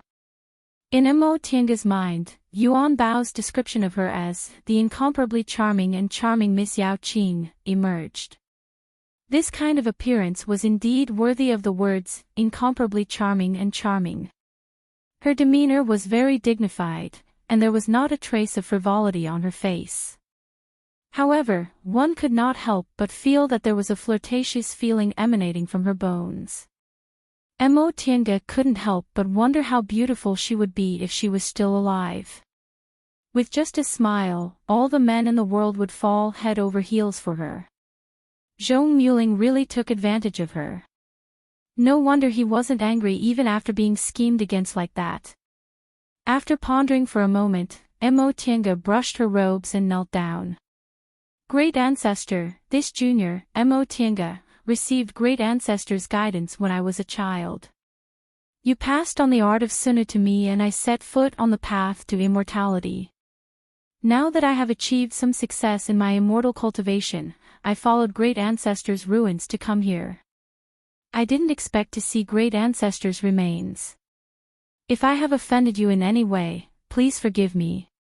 Then he respectfully kowtowed 3 times before standing up. The reason why Yaoqing's corpse hadn't rotted even after 5,000 years was probably because she had some kind of treasure on her. Tiange naturally wouldn't take it away. Not to mention that such an action would be too disrespectful to this ancestor, she was also reluctant to destroy such a beautiful body. After apologizing, Tiange raised her head and looked around, searching for the things she needed. The ground was full of materials, but these weren't her goal. In terms of wealth, although she wasn't as good as a nascent soul cultivator like Yao Qing, she still had a lot of treasures. Her most important purpose was to obtain the cultivation insights Yao Qing left behind. After searching for a while among the miscellaneous items, he found that none of the books and jade slips that had been casually thrown around were of any value. However, there were also some extremely valuable secret records of cultivation methods among them. Tiange picked them up then put them aside, preparing to make a copy to take with her. After searching for a while, Tiange still couldn't find what she wanted. Tiange was extremely puzzled. Yao Qing's jade slip recorded it very clearly, so it was impossible that it didn't exist. On second thought, there were all kinds of materials piled up on the ground. There were no magic treasures or the like. Could it be that they were placed somewhere else? Tiange searched the small and narrow cultivation room for a long time. She also checked Yao Qing's jade slip to confirm that there wasn't anything like a treasure storing room here. A thought flashed through her mind, and she shifted her gaze to Yao Qing. She had searched everywhere else except for this place. Great Ancestor, please forgive this junior for offending you. After Tiange cupped her hands again, she reached under the praying mat Yao Qing was sitting on and fumbled around. Sure enough, she pulled out a Qiankuan bag from underneath. Delighted, she took the Qiankuan bag and put her hand inside. She was shocked again. There were too many treasures here. Looking at the materials piled up in the cultivation room, Yao Qing's net worth was already extraordinary, but compared to the things in the Qiankuan bag, it was nothing. Tiange took out these magic weapons and placed them on the ground one by one. There were actually about 20 to 30 of them. Moreover, these magic weapons were all high-grade magic weapons. Based on Yao Qing's attainments in tool refining, the magic weapons she left in her Qiankuan bag and brought to the place of her death obviously weren't ordinary. Tiange felt like she didn't know where to start. Her master, Lord Daoist Jinghe, had always been very generous to her. The magic weapons he bestowed her were also of excellent quality, but compared to Yao Qing's magic weapons, they weren't good enough. It wasn't that Lord Daoist Jinghe's net worth was inferior to Yao Qing's, but the magic weapons Lord Daoist Jinghe gave her were common magic weapons for juniors, while Yao Qing's magic weapons were the trump cards of a nascent soul cultivator. The two of them originally couldn't be compared. She thought for a long time but still didn't know how to choose, so she simply put them aside and continued to search in her Qianquan bag. As she searched, she found many jade slips. She injected her divine sense into them one by one, feeling ecstatic. She finally found them. Among these jade slips, there was a copy of Mo Yaoqing's cultivation experience, a copy of her life experience, and a copy for the juniors who found this place. Cultivator who came here, I don't know whether you're a descendant of the Mo family or a disciple of Bishuan court. If you're neither, being able to find this place and break my 7 extremes formation can be considered fate. You may take 1/5 of the treasures in this Immortal's cave and choose 5 magic weapons in this Qianquan bag. Remember, you can't be greedy. Otherwise, the restrictions in this Immortal's cave will be activated in an instant and you'll be killed. After reading this message, Mo Tiange suddenly broke out in a cold sweat. With Mo Yaoqing's attainments and formations, she believed these words weren't empty words. The restrictions in this Immortal's cave completely concealed this valley. If she just flew over it, she wouldn't be able to see any trace of it, so it was obvious how amazing these restrictions were. Fortunately, she wasn't greedy. If she impatiently put these materials into her Qianquan bag right after she entered the Immortal's cave, the restrictions might have been activated or she might have taken all these magic weapons as soon as she saw them. In that case, she would have become a skeleton by now. After calming herself down, she continued to read. The following was an introduction to these magic weapons. She looked at them carefully and compared them to the real objects, slowly choosing them. The first magic weapon she chose was called Spirit Guiding Bead. This bead couldn't be used directly in fights of magical power, but it could store spiritual aura and be used like a spirit stone during fights of magical power. The spiritual aura this bead could store was much more than a spirit stone. Because of the special effect of the art of the origin, Mo Tiange's spiritual aura consumption during fights of magical power was slightly less than that of ordinary cultivators. However, if she had this spirit guiding bead, she wouldn't need to worry about spiritual aura in fights of magical power in the future. The second one was called Tai Chi 8 Diagrams. This diagram was painted with Tai Chi 8 diagrams, which was all-encompassing and had the effect of automatically combing spiritual aura and stabilizing yin and yang. Its function was similar to the star positioning compass Mo Tiange refined before, but its effect was many times stronger. With this thing, it would be much easier to break the 7 extremes formation, and she wouldn't need to consume so much spiritual aura. The third one was the Lotus umbrella. This umbrella was very exquisite, and there were many budding pink lotuses painted on it. It could be seen that Mo Yaoqing was also a woman who loved beauty. Mo Yaoqing said that when this umbrella was opened, the poisonous and demonic aura around her would not be able to invade, and it would automatically attack the enemy. It was the best magic weapon when fighting against demonic creatures. The fourth one was called Spirit Cloud's Rui. This was an offensive magic weapon. The several magic weapons Mo Tiange chose before were all for auxiliary use in fights of magical power. Her Heaven and Earth fan was also more defensive than offensive, so she chose an offensive magic weapon this time. This magic weapon contained amazing spiritual aura. Once it was thrown out, it could cause the surrounding spiritual aura to explode, causing a great impact on the enemy. As for the last one, she thought for a long time and finally decided on a teleportation magic weapon, the Land Shrinking Ruler. When she escaped from Mount Yunwu, Qin Shi gave her a magic tool he stole from Yunwu sect, the Land Fleeing Ruler. In the foundation building realm, this magic tool was a good tool for escaping, but after she formed her gold core, when fighting against people, the enemy's divine sense and speed were many times stronger than those in the foundation building realm, so this magic tool wasn't so effective anymore. Now that she obtained this Land Shrinking Ruler, not only could she teleport, but it could also increase her speed. When used together with her cloud-treading boots, it was a good tool for escaping. She no longer put all her hopes on the virtual sky world. Ren Yufeng's experience made her realize that her virtual sky world would occasionally fail. Moreover, it would take several breaths of time to enter the virtual sky world. In fights of magical power between high-level cultivators, several breaths of time could often determine life and death. After she finished choosing her magic weapon, Mo Tiange copied all of Mo Yaoqing's books and jade slips, regardless of whether they were useful or not, then put them into her Qinquan bag. Although Mo Tiange said she couldn't take 1/5 of the books, she only copied them and didn't take the original ones. That shouldn't be too much, right? As for the materials piled on the ground, she chose some rare ones.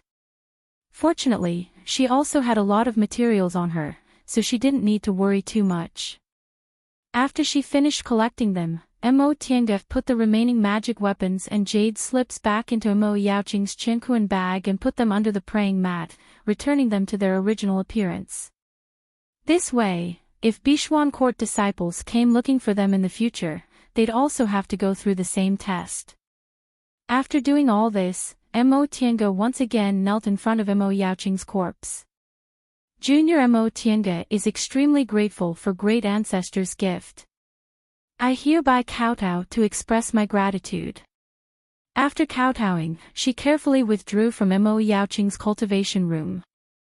But just as he exited the room, a restriction suddenly appeared at the entrance of the cultivation chamber, sealing it. Mo Tiange was stunned, but she soon realized that the 7 extremes formation outside must have been broken, so the restriction on this cultivation room must have been temporarily removed. When she withdrew from the cultivation room, the restriction automatically restored itself. She was both shocked and regretful. She was shocked because she knew a lot about the Tao of formations. She knew that it wasn't difficult to set up a powerful formation, but it was quite difficult to make it automatically restore itself after it was broken. In that case, the so-called breaking of the formation was nothing but a test for the junior. Mo Yaoqing's attainments in formations were actually far superior to hers. Fortunately, she copied all of Mo Yaoqing's jade slips and books.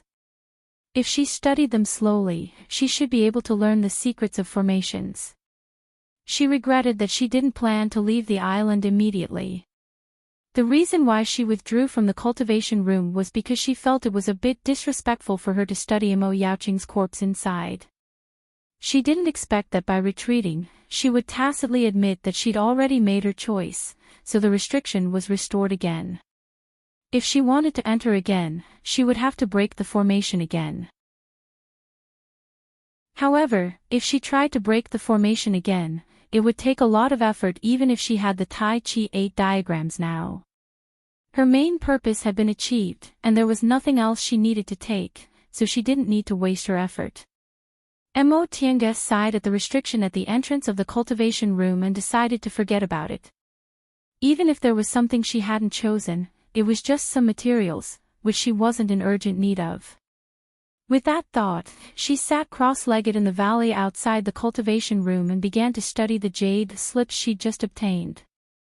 The first thing she took was Mo Yaoqing's life record. After injecting her divine sense into it, the following information appeared in her mind. My name is Mo Yaoqing. I'm a cultivator from Yunzhong.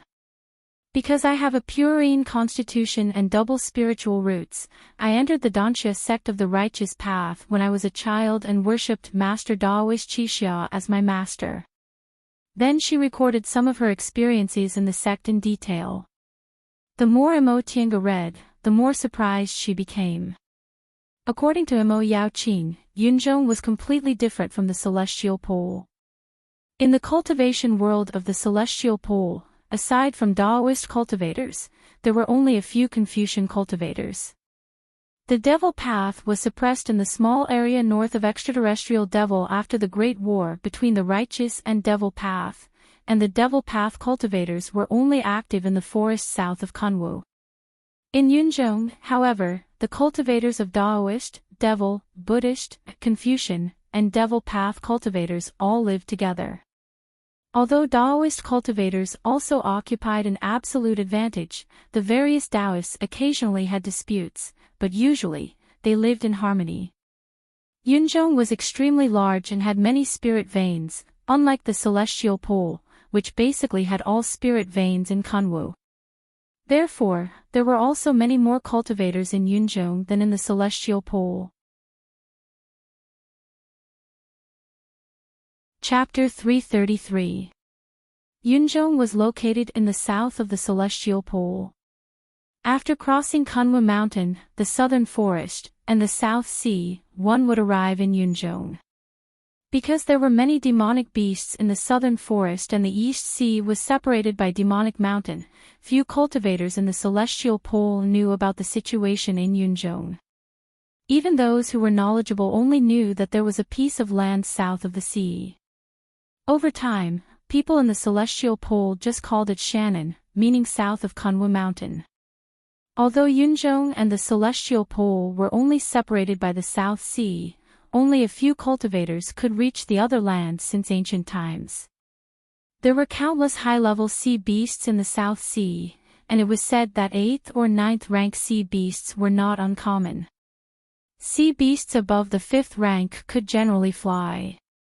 8th or 9th rank sea beasts were equivalent to human cultivators in the early or middle stage of the nascent soul realm. Once one was entangled by these high-level sea beasts in the sea, even a nascent soul cultivator would find it difficult to escape. In addition, the weather in the South Sea was unpredictable, and gales and tsunamis were common, which added a lot of variables to crossing the South Sea. According to Mo Yaoqing, Yunzhong was a bit bigger than the celestial pole. Most importantly, it had a lot of spirit veins distributed everywhere, so there were also a lot of cultivators. In Yunzhong, cultivation was a very common thing, and mortals were also very enthusiastic about it, although most of them could only cultivate a little spiritual aura and couldn't even reach the first layer of the aura refining realm. This was different from the celestial pole. In the celestial pole, because Kunwu Mountain had the largest spirit veins, there were only some weak spirit veins in the secular world, so 80% of cultivators gathered in Kunwu Mountain. Most mortals in the secular world only heard about the legends of immortals and didn't know much about cultivation. Because of the prevalence of cultivation, there were a lot of high-level cultivators in Yunzhong. Ordinary small cultivation groups had 1 or 2 nascent soul cultivators, and big cultivation groups even had more than 10 nascent soul cultivators. Seeing this, Mo Tiange was very surprised. Tiandao's sect was the biggest cultivation group in the celestial pole, but in its heyday, it usually only had 6 or 7 nascent soul cultivators and never had more than 10. If there were more than 10 nascent soul cultivators, the sect should have tens of thousands of disciples, which was quite incredible for the celestial pole. Yunzhong's cultivation resources were also very rich because Yunzhong was accessible in all directions. In the south was the returning Ruined Sea, in the east was the Yuanzhou continent, and in the west was Shaoyang. Except for the celestial pole in the north, which was too dangerous to set foot in due to the sea, Yunzhong had connections with all the nearby continents. This scene greatly broadened Mo Tiange's horizons. Living in the celestial pole, she thought other places were like the celestial pole, where it was difficult to communicate with the outside world, but it turned out that there were places like Yunzhong that were accessible from all directions and could come and go at will. The sect Mo Yaoqing entered was called Dansha sect, and it was also a Tao cultivation sect. Even in Yunzhong, cultivators were the most numerous among all kinds of cultivators. They, along with Buddhist and Confucian cultivators, were known as the righteous path. Dansha sect could also be considered a big sect in Yunzhong. When Mo Yaoqing was there, there were 9 nascent soul cultivators, more than 80 core formation cultivators, and 10,000 disciples. After describing the general situation in Yunzhong, Mo Yaoqing began to record what she had experienced one by one. As Mo Tiange read, she sighed with emotion. For female cultivators, being too beautiful wasn't a good thing. Mo Yaoqing's spiritual roots weren't bad, and coupled with her purine constitution, she became a disciple of Master Daoist Qixia, a nascent soul cultivator. In Yunzhong, titles were very casual, unlike in the Celestial Pole, where core formation cultivators were called Master Daoist and nascent soul cultivators were called Lord Daoist. Master Daoist Qixia was also a female cultivator. After she accepted Mo Yaoqing as her disciple, she valued her very much.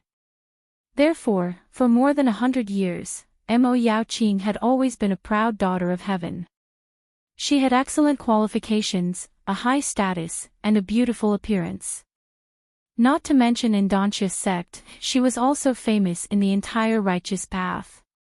Some people even gave her a nickname, Yaotai Fairy. However, Mo Yaoqing was dismissive of this reputation. Under the reputation of Yaotai Fairy, no one saw her exceptional intelligence. She comprehended spells very quickly and had a unique understanding of Daoist scriptures. She could often modify some spells to make them more powerful.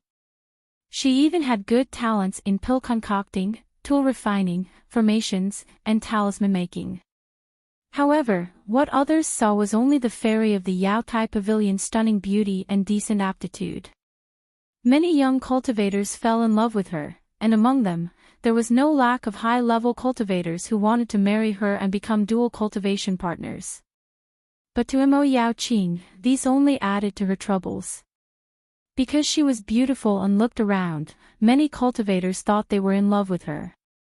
If they talked to her or saw her smile, they would think she had feelings for them, so they would come to pester her. If she didn't pretend to be nice to them, those male cultivators would think she seduced them first and then turned her back on them later.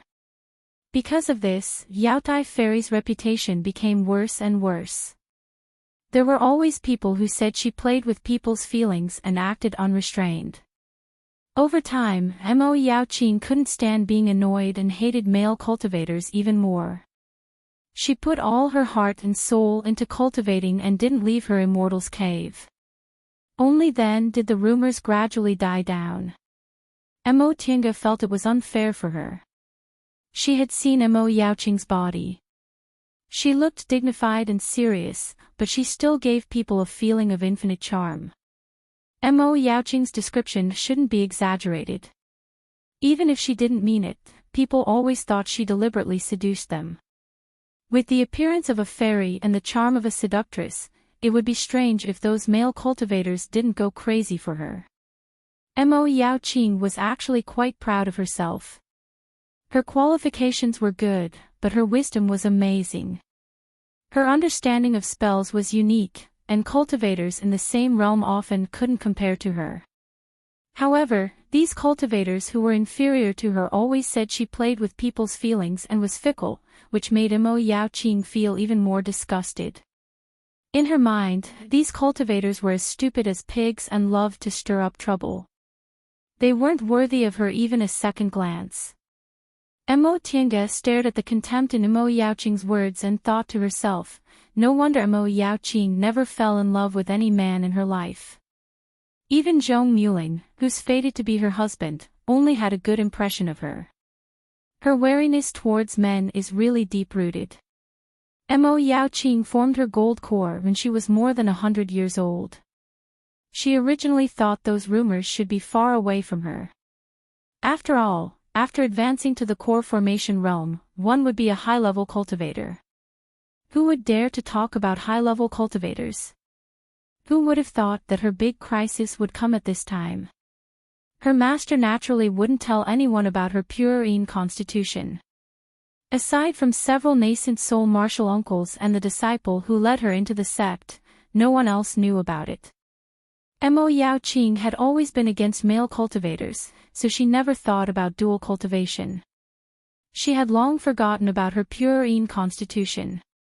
But right at this time, the head Grand Supreme Elder of the sect suggested to her that she should perform dual cultivation with his blood-related junior. This Grand Supreme Elder's blood-related junior was also a core formation cultivator, so her aptitude wasn't bad. However, Mo Yaoqing was a prideful person and she despised male cultivators very much, so how could she agree? Seeing that she didn't comply, the Grand Supreme Elder didn't force her at first. Instead, he let her master try to persuade her. Mo Yaoqing recorded, "I'm indebted to master, and I also understand her suffering. However, it's absolutely impossible for me to perform dual cultivation with someone else. Most men in this world have lust in their hearts, but they don't dare to admit it and can only push the blame onto women. It's hateful that I didn't understand what a purine constitution means until now." Unable to persuade her, the Grand Supreme Elder gradually lost his patience. Mo Yaoqing noticed this, so she pretended to be unwilling and made many requests to the Grand Supreme Elder. Seeing that she was willing to give in, the Grand Supreme Elder was delighted and agreed to all of her requests. Then, taking advantage of their momentary negligence, Mo Yaoqing escaped from Danxia's sect. In any case, Danxia's sect was a big sect on the righteous path, and Mo Yaoqing had just advanced to the core formation realm not long ago. How could she escape from Danxia's sect's pursuit? Mo Yaoqing made up her mind and actually abolished her cultivation level, changed her appearance, and hid in the secular world. In Yunzhong, even mortals like to cultivate, so there were many people like her who had a little bit of spiritual aura. Hiding in the secular world like this made it easier for them to avoid being caught. Mo Yaoqing's move of throwing herself into a dead end succeeded. She evaded Danxia's sect's pursuit and successfully left Danxia's sect's sphere of influence. Then, she found a small place, hid, and started to cultivate again. Seeing this, Mo Tiange was extremely shocked.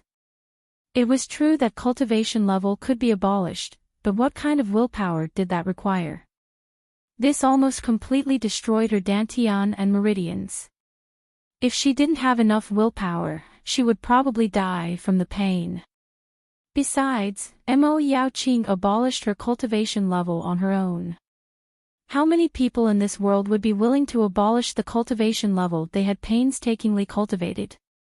To cultivate again, it might be twice or even 10 times more difficult than before.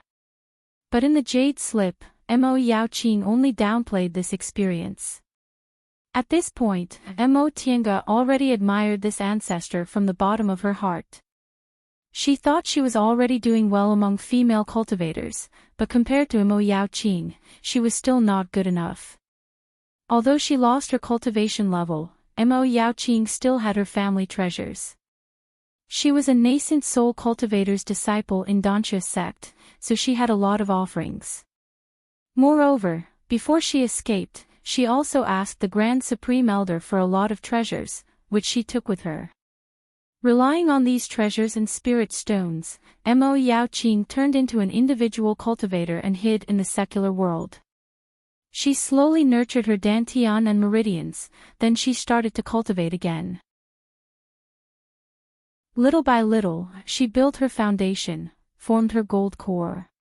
Even though her mental state was already strong enough, it still took her 200 years to recultivate to the core formation realm. This time, she was very cautious and cultivated her breath-concealing technique to a very high level before she went out. She didn't dare to show her original face, so she usually put makeup on her face and dressed up in a tacky and seductive way.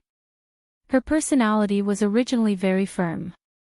After experiencing being forced to perform dual cultivation, she became even more ruthless. Anyone who offended her was killed without exception. If there was anyone who didn't have eyes and coveted her, she would use a secret technique to absorb their cultivation level. Over time, because she often used a magic weapon called the soul-frightening bell, she was called the Golden Bell Witch. Relying on her good aptitude and intelligence, Mo Yaoqing cultivated to the peak stage of the core formation realm and began to attack the nascent soul realm. However, because her cultivation level was once crippled, her dantian and meridians were weaker than ordinary people's, so it was very difficult for her to attack the nascent soul realm. But at that time, she was no longer young. If she delayed, her chances of advancing to the nascent soul realm would slowly decrease. Mo Yaoqing hated Danxia's sect to the bone. She once swore to take revenge on that Grand Supreme Elder and his descendants, so how could she be willing to die like this? Right at that time, she met Zhong Muling and discovered his spiritual roots of the origin. Chapter 334. Mo Yaoqing was a proud person. She didn't want to perform dual cultivation with others because of her self-esteem, not because of her so-called chastity. Her growing age and the increasing number of enemies forced her to make a decision. She was decisive and did what she had to, so she quickly made a decision. In any case, she didn't value chastity and Zhong Muling was someone she had a good impression of, so why not? Thus, she plotted against Zhong Muling and used the plucking technique to rush into the nascent soul realm in one fell swoop. After she entered the nascent soul realm, Mo Yaoqing went to Danxia sect to cause trouble. She was alone, so she naturally couldn't oppose the entire Danxia sect, so she secretly killed many descendants of that Grand Supreme Elder. This method was indeed a bit ruthless, but Mo Tiange only sighed when she thought of her previous experience. With Mo Yaoqing's qualifications, she formed her gold core when she was 100 years old. If her cultivation went smoothly, she would probably form her nascent soul when she was 300 years old. However, she spent 200 years and suffered unspeakable hardships. If she wasn't smart enough back then, she probably wouldn't have been able to escape the fate of being forced. Of course, Danxia sect still had cultivators in the late stage of the nascent soul realm. Mo Yaoqing, who had just formed her nascent soul, couldn't afford to offend any of them. Moreover, she had many other enemies. Therefore, after venting her anger, Mo Yaoqing made a prompt decision to flee far away. Later, due to a strange combination of factors, she arrived in the Celestial Pole. When she arrived in the Celestial Pole, she settled in Linhai town on the coast of the Eastern Sea. Mo Tiange knew what happened next. She established Bishuan court and temporarily took shelter in Linhai. However, right at that moment, she discovered she was pregnant. By that time, 5 years had passed since she and Zhong Muling became husband and wife. According to common sense, if a woman was pregnant, she would give birth after 10 months of pregnancy. However, Mo Yaoqing was a cultivator, so there was a very small chance of a hidden fetus. The so-called hidden fetus was when the fetus was wrapped in spiritual aura before it developed, so there were no signs of pregnancy. After Mo Yaoqing and Zhong Muling became husband and wife, she entered closed-door meditation to form her nascent soul. During soul formation, spiritual aura intertwined, so the possibility of this happening was very high. Because of this, Zhong Muling never knew about this child. It wasn't until many years later that he discovered Mo Yaoqing left him a bloodline. In the end, Mo Yaoqing couldn't bear to part with this child. In consideration of his father, Zhong Muling, who was a kind person, she finally decided to give birth to this child. Unfortunately, although this child had 2 nascent soul cultivators as his parents, he didn't have spiritual roots. Mo Yaoqing had no choice but to go to the secular world. She pretended to be immortal for several decades and raised this child. It was only after the child grew up, married, and had children that Mo Yaoqing pretended to die of old age, escaped, and returned to Linhai. After reading up to this point, Mo Tiange had a different view of this ancestor. Apart from having a firm and decisive personality, she was also a woman and a mother. Many cultivators disdain children without spiritual roots, but she was willing to pretend to be immortal for decades for this child. From this account, Mo Tiange could sense the sorrow revealed between the lines. She had been pregnant for several years and gave birth to a child who was connected to her flesh and blood. However, he didn't have a spiritual root, so she could only watch him grow old and die of illness. Therefore, she would rather leave the child in the secular world and cut off their relationship. Giving birth was a cruel thing for cultivators. Even if both parents were nascent soul cultivators, there was no guarantee that their children would have spiritual roots. She couldn't help but think of herself. After she and Qin she became husband and wife, neither of them mentioned this problem. She vaguely thought about it, but she didn't think too much about it. Compared to mortals, it was harder for cultivators to get pregnant. Only now did she realize how cruel this problem was. She and Qin she were both people with firm Tao hearts. Ascetic cultivators weren't suitable to have children, let alone such a problem. What if he didn't have spiritual roots? How cruel would it be if he learned about the cultivation world but didn't have the fate to cultivate? She could only leave him in the secular world, but it would be difficult to continue their relationship. After thinking for a while, Mo Tiange sighed and threw this problem to the back of her mind. Since it wasn't suitable, it was better not to. In any case, Qin she was in closed-door meditation and wouldn't come out for at least 10 or 20 years. After returning to Linhai, Mo Yao Qin continued to cultivate. Although the celestial pool was smaller than Yunzhong, there were so many cultivators in Kunwu that it was no less prosperous than Yunzhong. In such an environment, she lived in seclusion in Linhai without enemies and smoothly advanced to the middle stage of the nascent soul realm. During this period, she also returned to Yunzhong. Relying on her many magic weapons and powerful strength, she wanted to take revenge, but she found that the Grand Supreme Elder who forced her in the past had already passed away. When she learned this news, Mo Yao Qin was stunned for a long time. In the end, she sighed and let go of her hatred. It wasn't until now that she saw through it. No matter what kind of hatred, it couldn't overcome time. Nascent soul cultivators had a lifespan of more than 1,000 years, but so what? One day, they would fall and pass away. At that time, they would be nothing more than a pile of dirt. After returning to the celestial pole, Mo Yao Qin concentrated on cultivating, but she couldn't make a realm breakthrough again.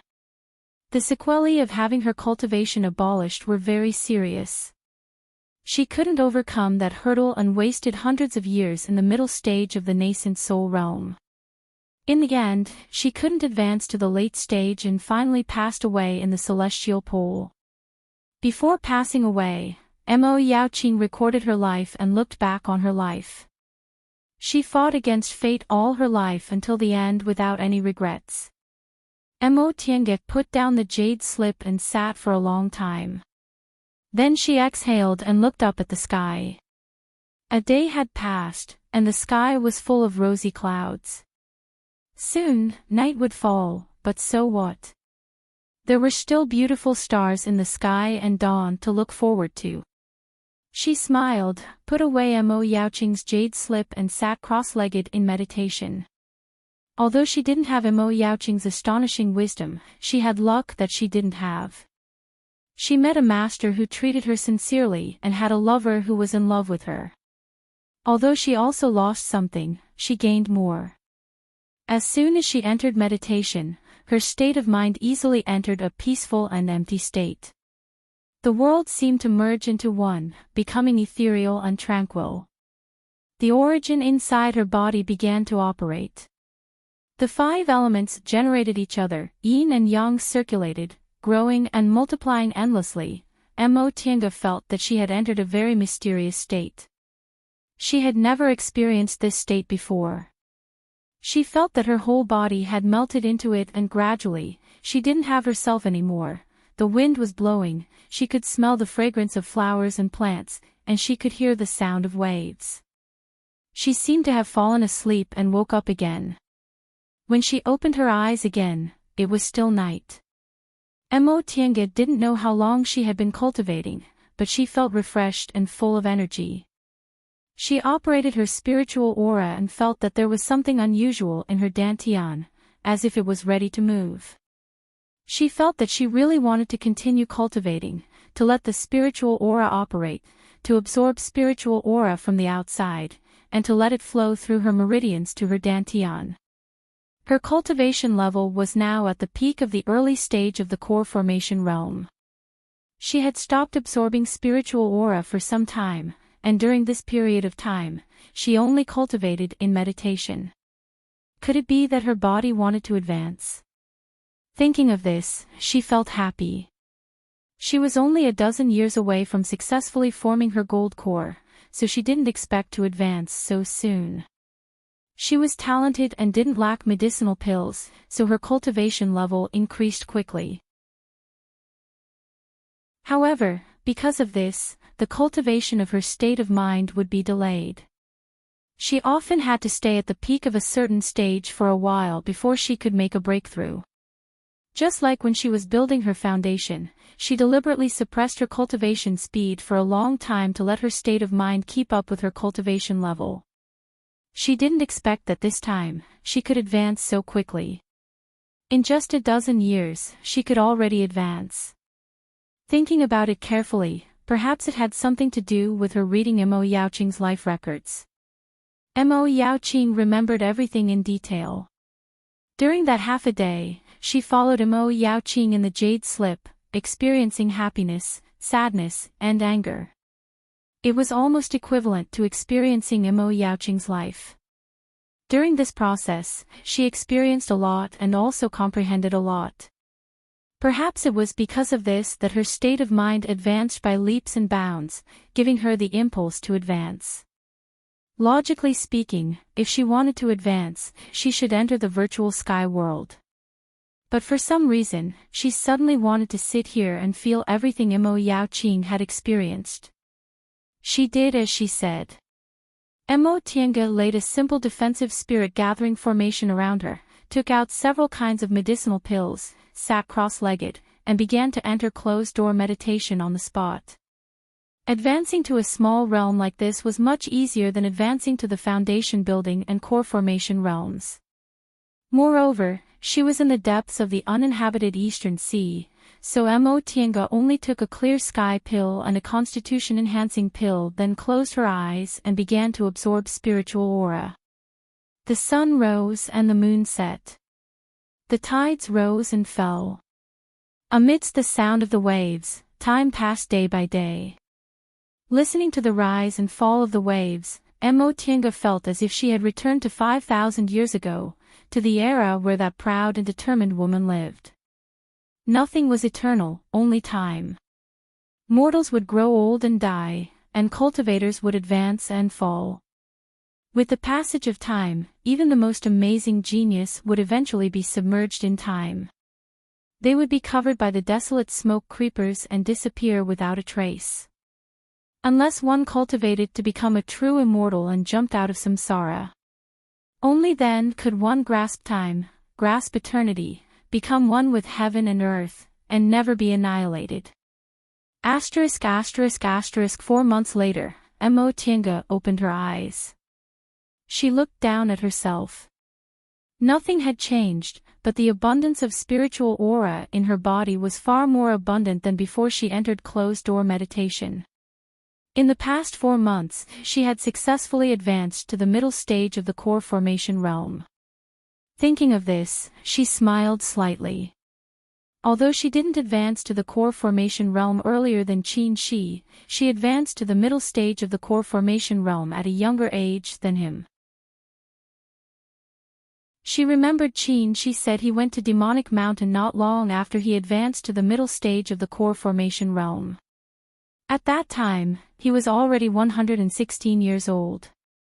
It wasn't that she wanted to compete with Qin Shi, but the gap between their cultivation levels was too big. She needed to catch up to him as soon as possible so they could advance side by side. Thinking of Qin Shi, Mo Tiange's thoughts drifted far away. It had been half a year since she left Xianqing school. After being separated for half a year, she really missed him a bit. She didn't know how he was now. If he knew she advanced to the middle stage of the core formation realm, he would definitely be very happy, right? Maybe. I should go back. She muttered to herself. Although Qin Shi would still be in closed-door meditation when she went back, she could still see him occasionally. After thinking for a while, she shook her head again.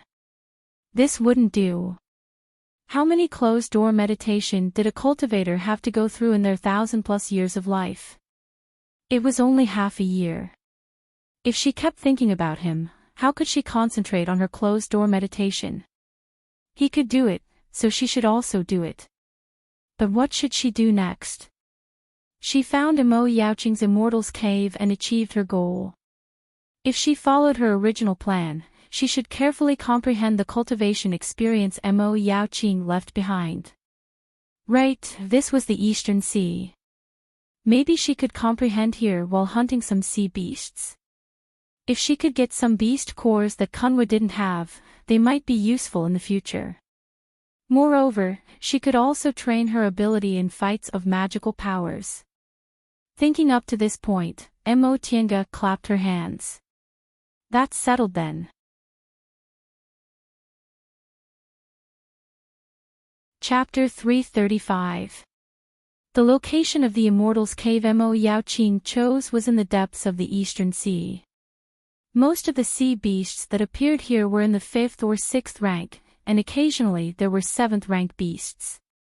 The 5th and 6th ranks were equivalent to the early and middle stage of the core formation realm for human cultivators, while the 7th rank was equivalent to the late stage of the core formation realm, which was just right for Mo Tiange.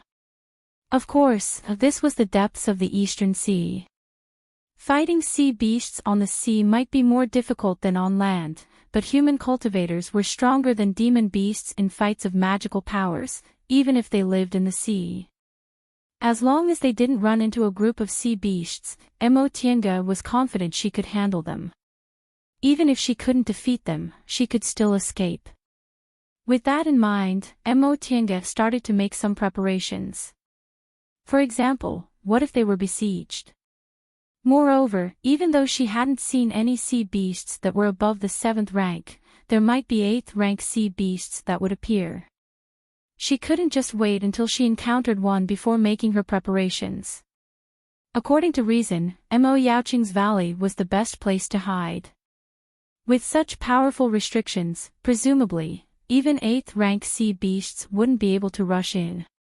If she couldn't enter the virtual sky world in time, she could just rush inside and stop the sea beasts outside.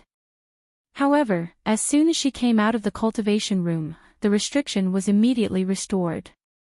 Logically speaking, the 7 extremes formation should also be restored. If she wanted to go in again, she would have to break the formation. For this reason, Mo Tiange had to spend some effort.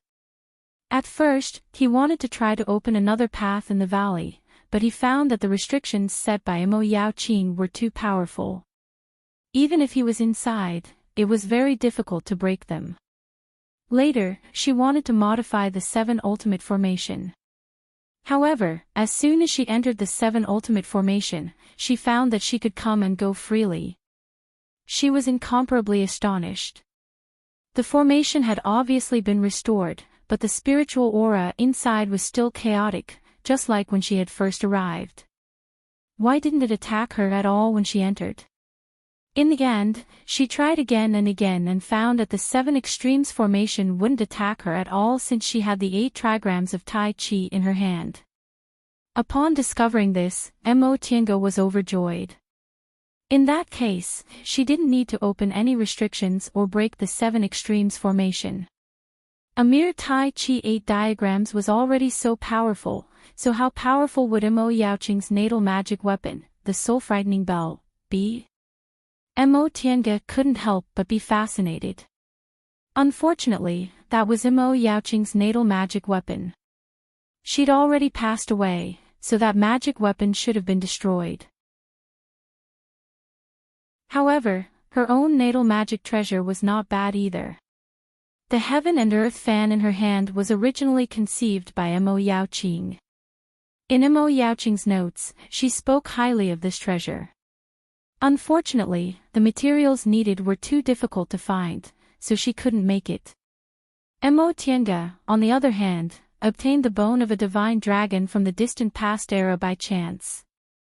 Once Mo Tiange finished arranging her escape route, she stepped on the cloud and flew around the island several times. The spirit veins on this island were ordinary, and they were also sealed by Mo Yaoqing with restrictions, so there was only a very thin spiritual aura left. Because of that, Only ordinary sea beasts would swim nearby on ordinary days. Demonic beasts were rarely seen. It was only after Emotienga ran a little further away that she finally found sea beasts in the 5th rank and above. Upon discovering sea beasts, Emotienga didn't hold back at all. As long as the sea beasts were lower than the 6th rank and had 2 or less, she would use her heaven and earth fan and flying sword to directly take their lives and seize their beast cores. Sea beasts below rank 6 were no match for her. The reason why demonic beasts were so tyrannical was because of their physical bodies. Although human cultivators' physical bodies were much weaker than demonic beasts, they possessed intelligence. With their powerful refining techniques, they created magical treasures that were much stronger than demonic beasts' physical bodies.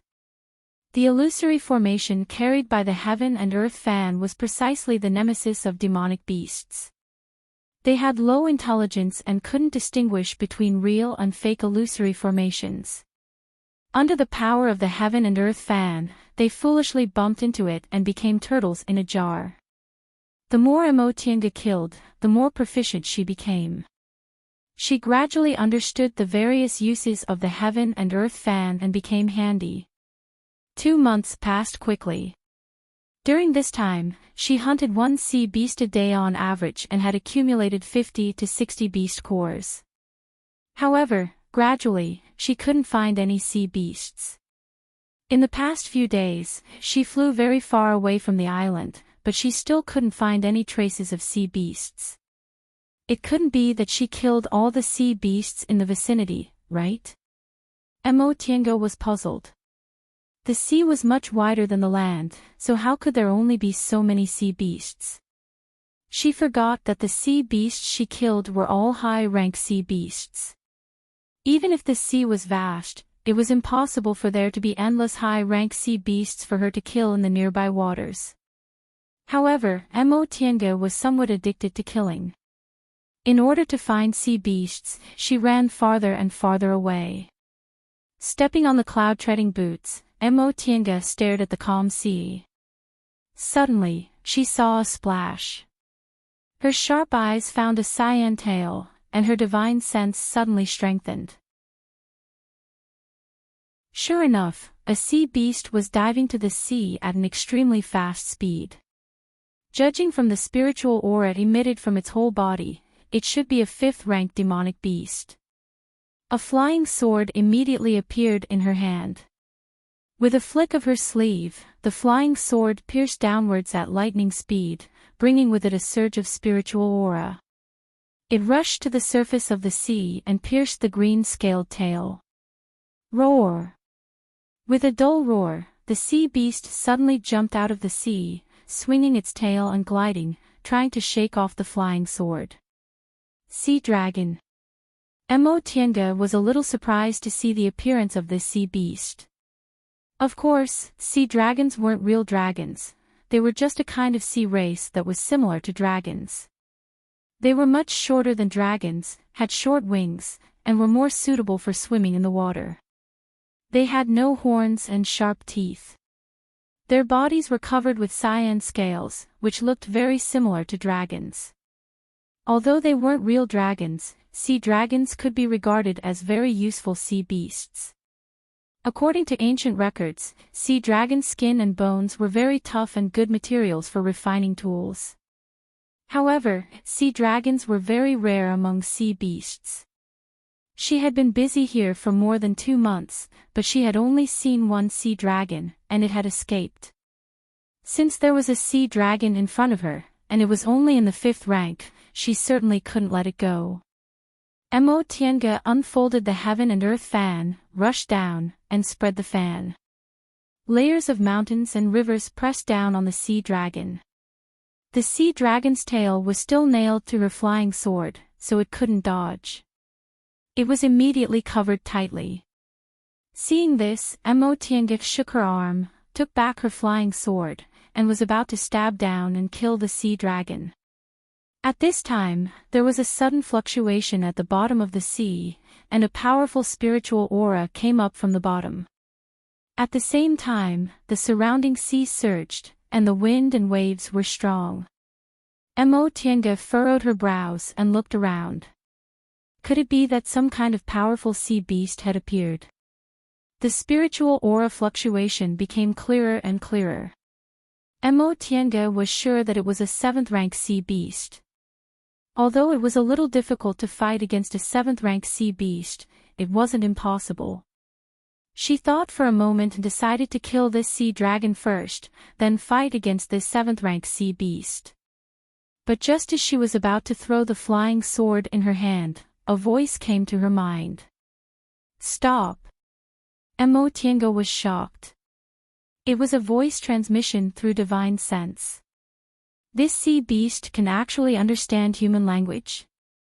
Waves as high as several dozen feet were set off on the surface of the sea. Tienge had no choice but to fly higher to avoid the waves. At this time, the mosasaurus that she had trapped began to roar and twist excitedly. Then, a sea beast broke out of the water. It was also a sea dragon, but it was much larger than the 5th-rank sea dragon she trapped. Its whole body was covered with blue scales, glowing with a faint golden light, and its slender eyes were staring at Tienge deeply. At this moment, Tienge felt that this pair of eyes contained endless vicissitudes and wisdom. 7th-rank sea beasts should have very low intelligence.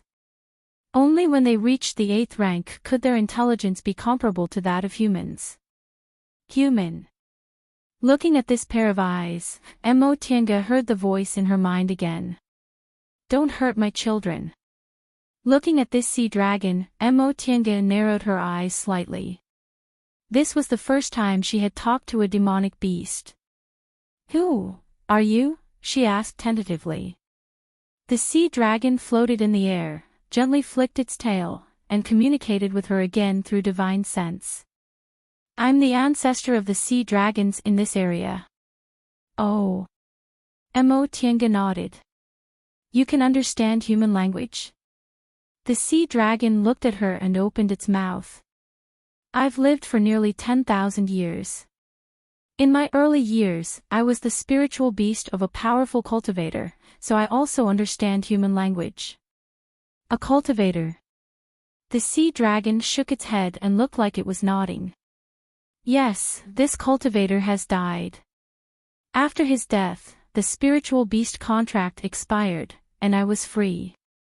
I've lived here for thousands of years. Hearing this, Tienge narrowed her eyes. Thousands of years, a powerful cultivator, and a spiritual beast. Could it be Yaoqing's spiritual beast? But she didn't ask immediately. Instead, she asked, You're just a 7th-rank demonic beast. How can you live for so long? The sea dragon said, Our sea dragon clan has the bloodline of the primordial divine dragon, so we're different from these low-rank demonic beasts. This sentence was full of pride. Obviously, it was very proud of its bloodline. The lifespan of demonic beasts is different from you humans. Besides, the lifespan of us sea dragons is far longer than that of ordinary demonic beasts. It's very common for us to live for tens of thousands of years at most. I see. The sea dragon nodded and looked at the little sea dragon, who was still trapped in her heaven and earth fan. Human, you've been here for several months. In these months, you've killed most of the high-ranked demonic beasts in this area and almost killed a member of our sea dragon clan. If you go on like this, all the high-ranked demonic beasts in this area will be killed by you. At that time, you'll attract a catastrophe. What catastrophe? Tienge asked. The relationship between humans and demonic beasts was one of killing and the other being killed, so she was not bound by morality and didn't feel that she had done anything wrong. The sea dragon said, Our sea clan still has a group of 7th-rank sea beasts that haven't been dispatched. Your behavior has angered us. If you go on like this, we'll besiege and kill you. Tienge smiled and said, If you can kill me, I won't have anything to say. The sea dragon blinked and anger appeared in its eyes. Don't go too far. Although we demonic beasts are not as good as you humans in fights of magical power, you're only equivalent to a 6th-rank demonic beast. If a dozen 7th-rank demonic beasts besieged you, are you sure you can escape? Emotianga paused, slowly put away her smile, and glanced at the sea dragon. Then what do you want? You're not just here to warn me, are you? Warning. Sort of, said the sea dragon. But I want to reach a consensus with you. Oh. What consensus?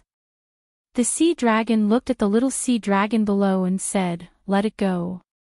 From now on, don't kill any sea beasts here. Emotianga said calmly, then what can I get? If you don't kill any more, then we 7th-rank sea beasts won't besiege you. In addition, I'll give you a secret as repayment. A secret? Emotianga thought for a moment and smiled again. If you're strong enough, are you afraid that I'll continue to kill? Even in exchange for a secret? Hearing her words, the sea dragon's eyes were filled with anger, and it shouted in a deep voice, human. The reason why we don't want to fight with you is that you're very strong. Even if we can besiege and kill you, demonic beasts will be sacrificed. We, the Sea Clan, have lived here peacefully for many years. We don't want to get involved in the killing, not because we're afraid of you. Emotianga didn't speak. She knew that the sea dragon was right. Besieged by a dozen 7th-rank sea beasts, even if she could escape, it would be very dangerous. Besides, she had already taken advantage of them. If she still didn't want to stop, she would be asking for a mile after taking an inch. But although she thought so, she couldn't show weakness in words. She smiled slightly and looked into the sea dragon's eyes without fear. Well, I admit you're right. I don't want to fight with a dozen 7th-rank sea beasts. But I'd like to hear your secret and see if it's worth it for me to stop. Chapter 336. The sea dragon didn't answer immediately. Instead, it looked down at the little sea dragon trapped in the heaven and earth fan's illusory formation. Let it go. Emotianga raised her hand, and the heaven and earth fan returned to her hand. The illusory formation suddenly disappeared. The sea dragon roared at the little sea dragon. The little sea dragon looked up, nodded, dived down, and disappeared into the water. You can say it now. Human, please swear to keep your oath and stop killing the nearby sea clans. Only then will I tell you my secret. Emotianga smiled. If you don't tell me your secret, how will I know if it's worth my oath? The sea dragon's eyes were filled with anger. Are you so confident in your strength? Emotianga waved the heaven and earth fan in her hand and said lightly, it's been so many days, but you haven't united. I think you sea clans usually kill each other, right? A group of enemies who hate each other. Even if I can't beat them, it's not a problem for me to escape. The sea dragon's words seemed sincere, but Emotianga knew that she couldn't take it seriously. Lived peacefully for thousands of years. Could it be that the sea race usually ate aquatic plants? The law of the jungle was the law of nature. The sea clans also had a relationship of killing and being killed, of hunting and being hunted. The sea had never been calm. The sea dragon said these words just to tease her. If she really believed it, she would be a fool. The sea dragon didn't speak and stared at Emotianga with eyes full of wisdom. After a long time, it said, "You're very smart, very similar to my former master." Emotianga's expression didn't change after receiving its praise. She looked at the sea dragon calmly and asked, "What about your secret? Do you want to tell me?" For some reason, the sea dragon felt that there was a hint of sarcasm in her calm eyes. Was it an illusion? The sea dragon blinked and continued to communicate with her through divine thoughts. I can tell you this secret first, but remember, if you don't stop after hearing this secret, then we, the Sea Clan, who have grudges against each other, will join forces to deal with you first. This was something Tiange believed. Even though the sea tribe usually fought and killed each other, when a human suddenly appeared in the sea and threatened the lives of all the sea beasts, they would still choose to unite first. Don't worry, I'm not stupid. I never joke around with my life. Her tone was too calm. The sea dragon shook its head to shake off its doubts and said, "What I want to tell you is that there's an island near this sea, and there's a treasure left by a powerful cultivator on it." It paused for a while, but in the end, it didn't see any reaction from Tiange. She was still looking at it with a mocking smile. This puzzled the sea dragon, who was far smarter than other monsters. "Don't you want these treasures?" Tiange nodded and said calmly, "What else?" "I can tell you the exact location of the treasures. If you crack the formation outside, all the treasures will be yours." In the end, the sea dragon couldn't go on. For some reason, it felt that the human in front of it didn't seem to be interested in what it was saying. Tiange suddenly stopped smiling and sighed. "Do you still want to say that these treasures were left by your former master, who was a powerful nascent soul cultivator?" The sea dragon's eyes widened in shock. Tiange shook her head and tapped her palm with the heaven and earth fan. "Yes, you sea dragons have wisdom that surpasses other demonic beasts, but you're still demonic beasts. When it came to wisdom, which species in this world could surpass humans? Humans were creatures created by God with himself as a template." This sea dragon first spoke to her in a wise and calm tone, making her think that it was an equal creature. Then, it tried to trick her into going to the island where Yaoqing passed away in a sitting posture with a warning and a deal. If she was tempted by the treasures and found the traces of the 7-terminal formation, she would probably believe what it said was true. At that time, even if she didn't die under the 7-terminal formation, she would still enter Yaoqing's cave and think that she could take everything away. Then she would die without a burial place. If she hadn't come to find Yaoqing's Immortal's cave and had already found it, she might have fallen into this trap. Therefore, this sea dragon easily deceived her and killed her. No wonder Yaoqing wanted to accept this sea dragon as a spiritual beast. Such wisdom was no less than that of most human beings. Seeing her scrutinizing gaze sweep over it, the Mosasaurus straightened the green scales on its back, instantly ready to fight. Seeing this, Tiange smiled and opened the heaven and earth fan. "Why don't you call your allies? Or have you not had time to form an alliance?" There was anger in the sea dragon's eyes. "Don't think that we demonic beasts can't beat you just because you're a human. You're only in the 6th rank, but I'm already in the 7th rank. It's not that easy to defeat me. Then let's try." The smile on Tiange's face disappeared. She gently waved her sleeves, and the art of primordial spirit formed a spiritual aura shield around her. She was sure that the sea dragon was here to scare her off. Maybe it was right. If she continued to kill, these sea clans would unite sooner or later, but not now. Maybe in order to save its offspring, this sea dragon wanted to scare her away by relying on its wisdom far superior to other demonic beasts. It even wanted to lure her into a trap and kill her in one fell swoop. Even if this sea dragon might have been Yaoqing's spiritual beast, it was now a demonic beast. If she really thought it was as wise and calm as it appeared, she would have no chance to regret it. The demonic beast's instinct made the sea dragon choose to attack as soon as it saw Tiange use the spiritual aura shield. It swung its tail, and huge waves rose to the sky.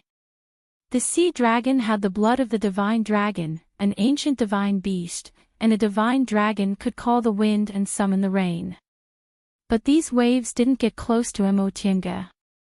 The spiritual aura shield of the art of primordial spirit kept these waves outside. Seeing this, the sea dragon opened its mouth and a water spell rushed toward Tiange. Tiange waved the heaven and earth fan, and the mountain water in the fan suddenly turned into a solid object and pressed down on the sea dragon. The sea dragon swung its tail, jumped into the air, and jumped out of the range of the heaven and earth fan. Mo Tiange was a little surprised. A 7th-rank demonic beast was really much stronger. With the treasures she had killed all the 5th-rank and 6th-rank sea beasts she encountered in the past few days, but this sea dragon easily avoided her heaven and earth fan. The next moment, the sea dragon swung its tail, and a huge spiritual aura pressed down. Mo Tiange took out the white silk handkerchief and wrapped it around her body, leaving a white trace. The handkerchief turned into a mist and firmly protected her, making the spiritual aura return in vain. Then, the heaven and earth fan in her hand unfolded again. This time, instead of mountains and rivers, there was a clear cry, and a spirit crane flew out and rushed straight to the sea dragon. The sea dragon was taken aback. It was a little uncertain whether this was real or an illusion. Although its intelligence was no less than that of ordinary people, it needed knowledge of formations to distinguish illusions. In this regard, it was obviously no different from ordinary demonic beasts. In the end, it chose to avoid it. Mo Tiange was already waiting here. She waved the heaven and earth fan again, and the mountains and rivers loomed. The sea dragon couldn't avoid it, so in an emergency, it could only open its mouth and bite down. Mo Tiange's eyes were cold. A light flashed in her hand, and the spirit cloud's rui was instantly thrown out. With a boom, the surrounding spiritual aura suddenly exploded. Ouch! The sea dragon screamed in pain and rolled in the air. It avoided the crane and blocked the heaven and earth fan, but it couldn't avoid the spirit cloud's rui. Mo Tiange waved her sleeves, took back the spirit cloud's rui, and slowly closed the heaven and earth fan. She didn't want to take the opportunity to kill it. After a while, the sea dragon recovered and stopped rolling. At this time, its blue scales were full of blood. If it were any other time, it would immediately escape to the bottom of the sea, but the thing that just injured it made it stop. It stared at Mo Tiange with vigilance and a trace of doubt. What? What was that thing you just now? Mo Tiange held up the spirit cloud's rui in her hand and asked with a smile, "Is it this?" The sea dragon blinked, and there was shock in its eyes. "This is..." "You..." Mo Tiange stopped smiling, looked straight at it, and asked, "Was your former master surnamed Mo?"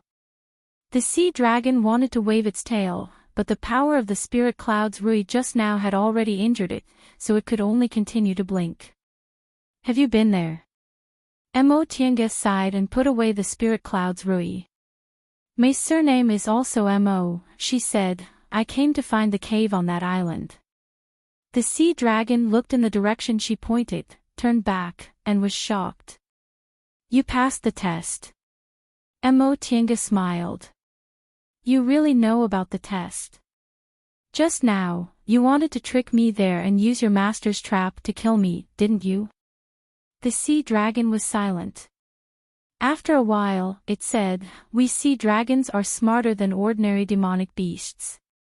In the past, my master accepted me as a spiritual beast precisely because I was far smarter than ordinary demonic beasts. There's nothing I don't know about my master.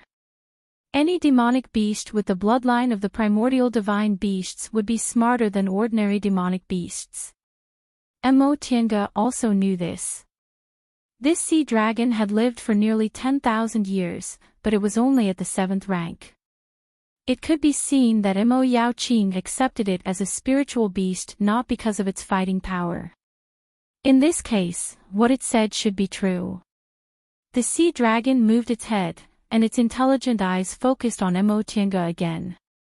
"Human, are you my master's successor?" "Sort of," Mo Tiange said softly. "She's my great ancestor." "Great ancestor?" There was confusion in the sea dragon's eyes. Obviously, it still couldn't figure out the relationship between her and its master. However, this didn't prevent it from understanding. It turned its head and said in a much calmer tone, "Since you're my master's successor, then I believe you." Tiange smiled. "Your master has already passed away, and the spiritual beast contract between you and her has also expired. Why are you still willing to believe me?" The sea dragon glanced at her calmly and said, "I still want to make a deal with you. I'll use a secret in exchange for you to stop. Aren't you afraid that I won't take the oath after hearing your secret this time?" The sea dragon paused for a while, looked at the island in the distance where Mo Yaoqing passed away, and said, "This is my master's secret. Since you're my master's successor, you're qualified to hear it." Mo Yaoqing's life was recorded on that jade slip. What other secrets were there in the depths of the East Sea? The sea dragon said slowly, "The secret about how my master came here." Mo Tiange was stunned. The secret about how Mo Yaoqing came to the celestial pole from Yunzhong. This was indeed the only thing she hadn't recorded clearly in the jade slip.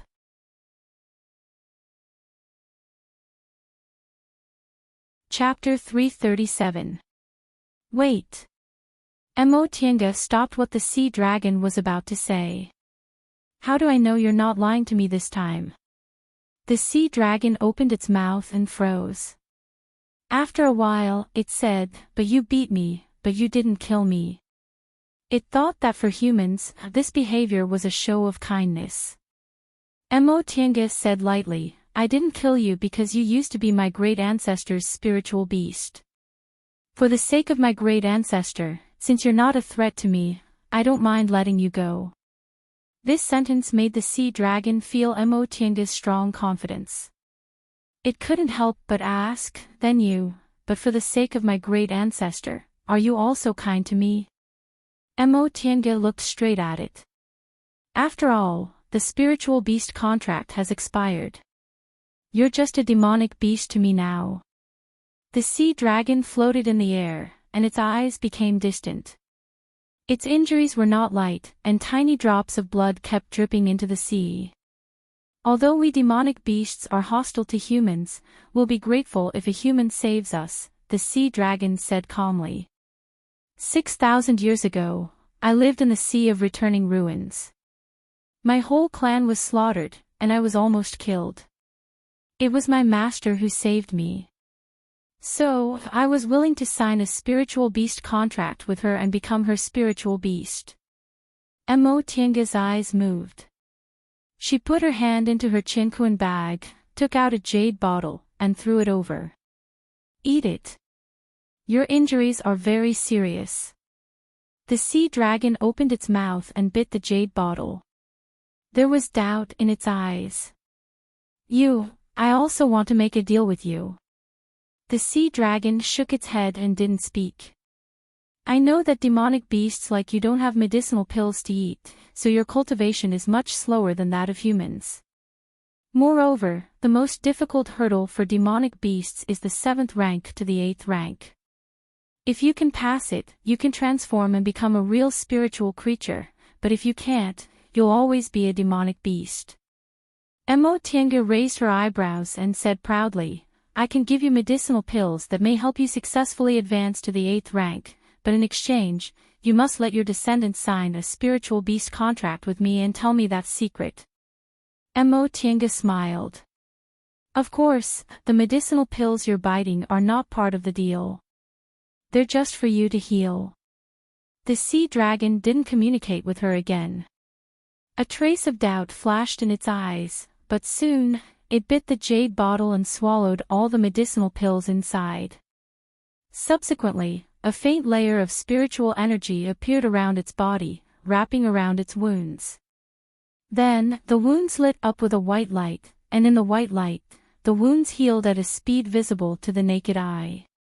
After a while, the light dissipated. The sea dragon turned its head, wagged its tail, and said, "Thank you, my injuries are much better." Mo Tiange smiled. "Can we talk about our deal?" The sea dragon hesitated for a moment and said, "Our sea dragon clan is very happy in this sea. I don't want my descendants to become the spiritual beasts of human cultivators again. In the face of this answer, Emotinga smiled. Even if I give you medicinal pills that can help you advance to the 8th rank. The sea dragon twisted its head and seemed to be struggling. After a while, it said, "It's not easy for demonic beasts to advance to the 8th rank.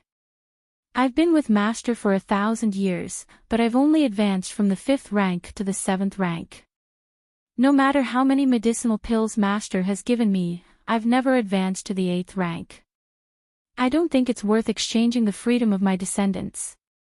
Hearing this, Emotinga nodded gently. "You care about your descendants very much." The sea dragon blinked and showed some kindness. "As long as you stop hunting the sea beasts in this area, I'll tell you this secret. It's still valid. Although we sea clans hunt and kill each other, your indiscriminate killing will destroy the balance between us. The sea dragon clan has a good life here, and we don't want to give it up." "I see." Emotinga sighed. She looked at the sea dragon and said, "But how can I believe your secret is true?"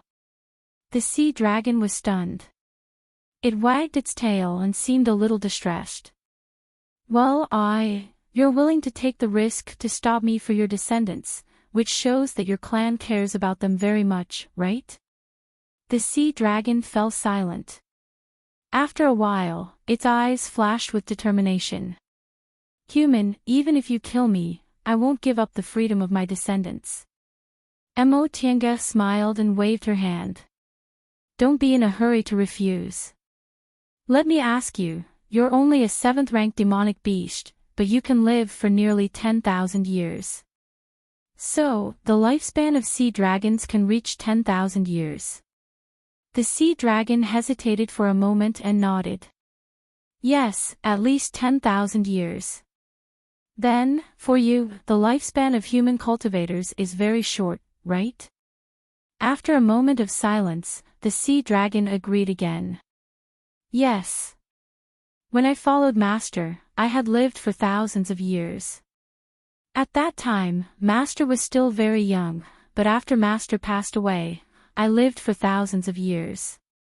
So, let your descendants follow me.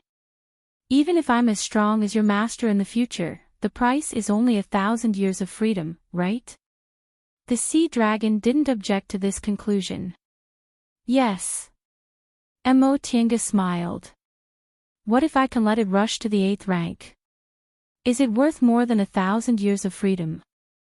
Upon hearing this, the sea dragon froze. Doubt, calculation, and hesitation flashed in its eyes. Emotinga knew it needed to think, so she didn't urge it. She just waved the heaven and earth fan in her hand and looked around as if she was just standing there watching the scenery. Advancing to the 8th rank was almost an irresistible temptation for demonic beasts. Although this sea dragon refused once, it would be difficult to refuse again. After a long time, the voice sounded in its mind again. "You're only in the 6th rank. Can you really do it? This is something even my master couldn't do." Emotinga smiled. "Wait here for a moment, and you'll know whether it's possible or not." After that, she touched the spot between her eyebrows and cast a spell. Under the sea dragon's shocked gaze, she entered the virtual sky world. In order to heal Lord Daoist Jinghe, she had used up the flowerless golden fruit, but she still had other spiritual medicines that could help advance. After wandering around the medicinal field, Emotinga grabbed 100 fruits and came out of the virtual sky world. Seeing her suddenly appear in front of it, the sea dragon was shocked. It shook its head, somewhat confused. Did humans invent some magic arts again? But then its eyes were attracted by the 100 fruits in Emotinga's hand. Although it had lived in the sea for a long time, it didn't prevent it from seeing that this was a 10,000-year-old spiritual fruit. The 10,000-year-old spiritual fruit contained a huge amount of spiritual aura. If it ate it, it was very likely to break through to the 8th rank in one fell swoop. Seeing the sea dragon's shocked look and its undisguised stare at the fruit in her hand, Enchanting smiled. Do you believe me now? The sea dragon couldn't help but swallow. It moved its eyes away from the 100 fruits with difficulty and looked at Enchanting. This time, it was silent for a long time. Enchanting wasn't in a hurry and just waited patiently. After a long time, the sea dragon's voice sounded. Human, I believe you. Although you're not as strong as my master, with these treasures, maybe you can really make your spiritual beast break through to the 8th rank. It hesitated for a moment and finally said firmly, well, I'll go tell my descendants and see if any of them are willing to be your spiritual beast. Enchanting smiled. Okay, just go. I'll wait here. The sea dragon nodded, flicked its tail, and dived into the sea in a hurry. Enchanting looked at the place where it disappeared and put away the 100 fruits. She wasn't afraid that the sea dragon would come up with some ideas to snatch it. It certainly wouldn't be willing to share a spiritual fruit that could help it break through to the 8th rank with other 7th rank demonic beasts. Moreover, if it agreed to her request, it might have another 8th rank demonic beast among its descendants, which was very attractive to the sea dragon who loved its descendants very much. She tried every possible means to accept a sea dragon as a spiritual beast, not only because she felt that this race had wisdom that ordinary demonic beasts didn't have, but more importantly, its descendants were the old sea dragon's weakness. In the beginning, it had been so malicious to her and wanted to deceive and kill her. How could she dare to believe the secret it told her? Only if she accepted its descendants as spiritual beasts would she dare to believe its words. Before long, spiritual aura fluctuations came from the sea again. Enchanting roughly recognized that the leader was a 7th rank demonic beast, and there were several 5th rank and 6th rank demonic beasts. A moment later, the sea dragon emerged with its descendants. Human, my descendants are willing to agree to your conditions. You can choose one of them. Enchanting looked down. In addition to the old sea dragon, there were 5 little sea dragons in front of her, 3 in the 5th rank and 2 in the 6th rank. They were much smaller than the old sea dragon, and the smallest one had a wound on its tail. It was the one she had injured at the beginning. You are all willing. The 5 little sea dragons all wagged their tails and didn't answer immediately. One of them asked, can you really help Grandpa advance? Enchanting was even more surprised. Can you also speak human language? The old sea dragon said, as long as we sea dragons reach the 5th rank, we will have wisdom no lower than that of other 8th rank demonic beasts. Oh. Enchanting nodded and answered the previous question. I can only give it a spiritual fruit that can help it advance, but I can't guarantee whether it can really advance. The 5 little sea dragons looked at each other and excitedly patted their tails. Then we're all willing. Hearing this, Enchanting smiled. It seemed that not only did the old sea dragon love its descendants, but its descendants also respected their ancestor very much, which made her feel relieved. She turned to the old sea dragon and asked, are your descendants thousands of years old? The old sea dragon said, Xiaofan is only 800 years old, and the others are more than 1,000 to 4,000 years old. Xiaofan. The little sea dragon with a wound on its tail patted the water and timidly said, it's me. The old sea dragon pointed to the others with its fin. This is Xiaoyu, Xiaofeng, Xiaokai, and Xiaoyun. Enchanting wanted to laugh. The names of these sea dragons were interesting. She couldn't help but ask, what about you? The old sea dragon answered, my name is Xiaoqing. Enchanting had the urge to laugh wildly. Her ancestor, Yaoqing, was really a talent. The old sea dragon sounded like a human old man, but he actually had a name like Xiaoqing. She suppressed her laughter and asked, then what's your surname? You're not surnamed Song, are you? No. The old sea dragon shook its head. Our surname is Bai. My name is Bai Xiaoqing. This time, Emotianga not only wanted to laugh wildly, but also wanted to pound the ground.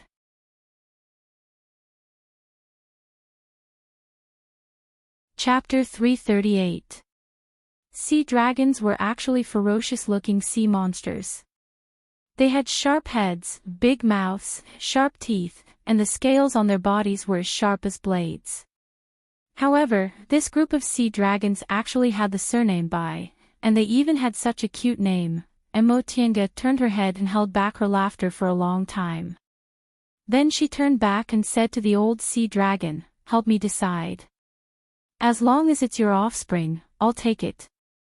The old sea dragon hesitated, then reluctantly looked at the 5 little sea dragons and said to her, "Human, you choose. They're all the same to me. It's hard for me to choose." Upon seeing its expression, Emotianga no longer forced it. She nodded and said, "I'll take this one." The one she picked was the youngest sea dragon, by Xiaofan.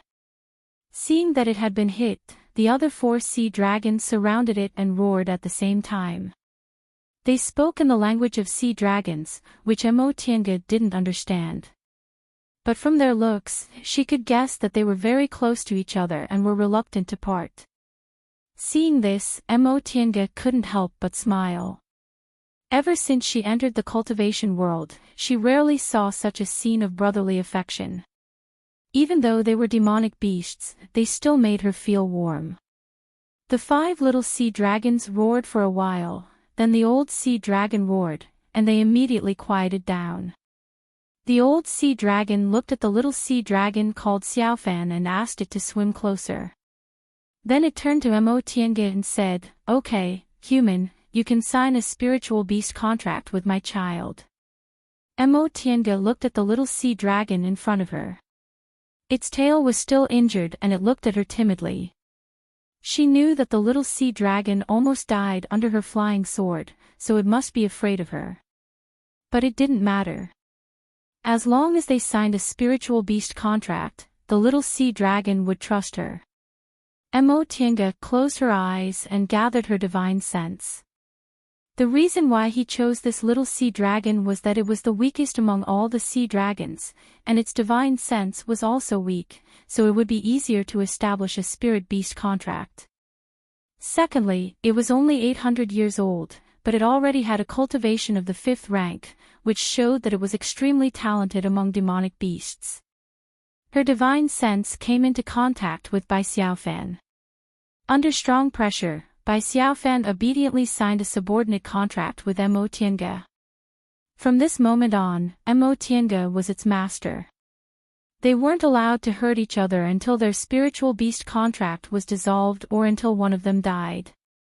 Seeing that Emotianga opened her eyes and the fear in Xiaofan's eyes faded, old sea dragon Bai Xiaoqing was surprised. So fast. The fact that they finished signing the spiritual beast contract so quickly could only mean that Emotianga's divine sense was much stronger than Xiaofan's. Xiaofan was a demonic beast equivalent to a human in the early stage of the core formation realm. Although its divine sense wasn't as good as a human's, it wasn't much weaker. Emotianga, on the other hand, was only in the middle stage of the core formation realm. Emotianga smiled and waved at Xiaofan. Xiaofan was still timid, but it was no longer afraid of her. It obediently approached her and said, "Master, we've signed a contract. Can you give the spiritual fruit to my grandfather?" "Of course." Emotianga took out a healing medicinal pill and threw it into its mouth. "Wait here for a moment." After that, she touched the space between her eyebrows again. After several breaths, she entered the virtual sky world and took out 200 fruits. "Here, this is for you." Emotianga handed them to Old Sea Dragon together with the original one. Seeing the 300 fruits, Old Sea Dragon and the 4 little sea dragons' eyes lit up. Old Sea Dragon carefully took them with his fin. With a flash of white light, the 100 fruits disappeared, hidden somewhere. Demonic beasts didn't have things like Qianquan bags, but they had their own storage space, which was much more convenient than humans. Okay, I've given you what I promised. Can you tell me the secret now? Maybe because of the 100 fruits or because Xiaofan had become her spiritual beast, old sea dragon's voice became a little respectful. I've told Xiaofan about this in detail. It will tell you. Mo Tiange nodded. Okay. Xiaofan was now her spiritual beast, so she wasn't worried that this old sea dragon would go back on its word. Then our deal is complete. Old sea dragon didn't answer. He looked at Xiaofan next to her and sighed. Then, the 4 little sea dragons roared again. Xiaofan also roared in response. The 5 little sea dragons gathered together, rubbing their heads against each other and slapping each other with their fins, as if to express their reluctance to part. Mo Tiange smiled and watched them reluctantly say goodbye to each other, but she didn't urge them. After a long time, old sea dragon roared again, interrupting their reluctance to part. Under old sea dragon's scolding, the 4 little sea dragons finally separated from Xiaofan, but they lined up and slapped their tails against the water, as if they were performing some kind of ceremony. Xiaofan looked at them and followed the rhythm, wagging its tail to echo them. After a long time, they stopped. Old sea dragon turned his head and said to Mo Tiange, "Okay, human, you can take Xiaofan away."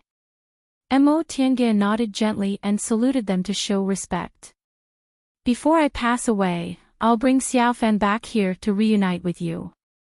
If I'm lucky enough to advance to the deification realm, then as long as Xiaofan asks, I'll also terminate the spiritual beast contract and give it back its freedom. I'll take my leave now." Old sea dragon floated on the sea with the 4 little sea dragons. He pressed his fins against his chest and bowed his head to her, which seemed to be the etiquette of sea dragons. Under the gazes of 1 old and 4 young sea dragons, Mo Tiange flew to the distant island with Bai Xiaofan and eventually disappeared into the sky. After returning to the island, Mo Tiange took Xiaofan into Mo Yaoqing's cave and treated Xiaofan's wound first. Xiaofan's injury wasn't serious. The sea dragon's armor was very tough, and Mo Tiange wasn't good at using a flying sword. Although her sword had left a wound on its tail, it wasn't to the point where it couldn't move. After taking medicinal pills, the wound quickly healed. Amazing! Xiaofan twisted his head and was stunned to see the wound on his tail disappear. It's gone so soon. Old sea dragon Bai Xiaoqing's voice sounded like that of a human old man, while Bai Xiaofan was a human teenager whose voice hadn't changed yet. 800 years old was still a child compared to a 10,000-year lifespan. Mo Tiange asked with a smile, "You don't have medicinal pills? What will you do if you're injured?" Xiaofan said, "We also have healing herbs at the bottom of the sea, but the effect isn't very good. There are also healing spells." "Master, I heard that you humans can concoct medicinal pills. These medicinal pills are magical and can help you advance quickly. Is that true?" Mo Tiange couldn't help but laugh. "It's not that magical. It's just that your cultivation will be faster and your advancement will be easier." "Wow, it's much better than us demonic beasts." Xiaofan's voice was very happy and it looked at her longingly. "Master, will I also have medicinal pills to eat in the future?" "Of course." Mo Tiange reached out and touched its ferocious-looking head. "You're my spiritual beast, so of course I'll give you medicinal pills." Then she smiled. "By the way, I haven't asked you yet. Does it matter if you leave the water?" Sea dragons were demonic beasts in the sea. Naturally, they could exert their greatest strength in the sea.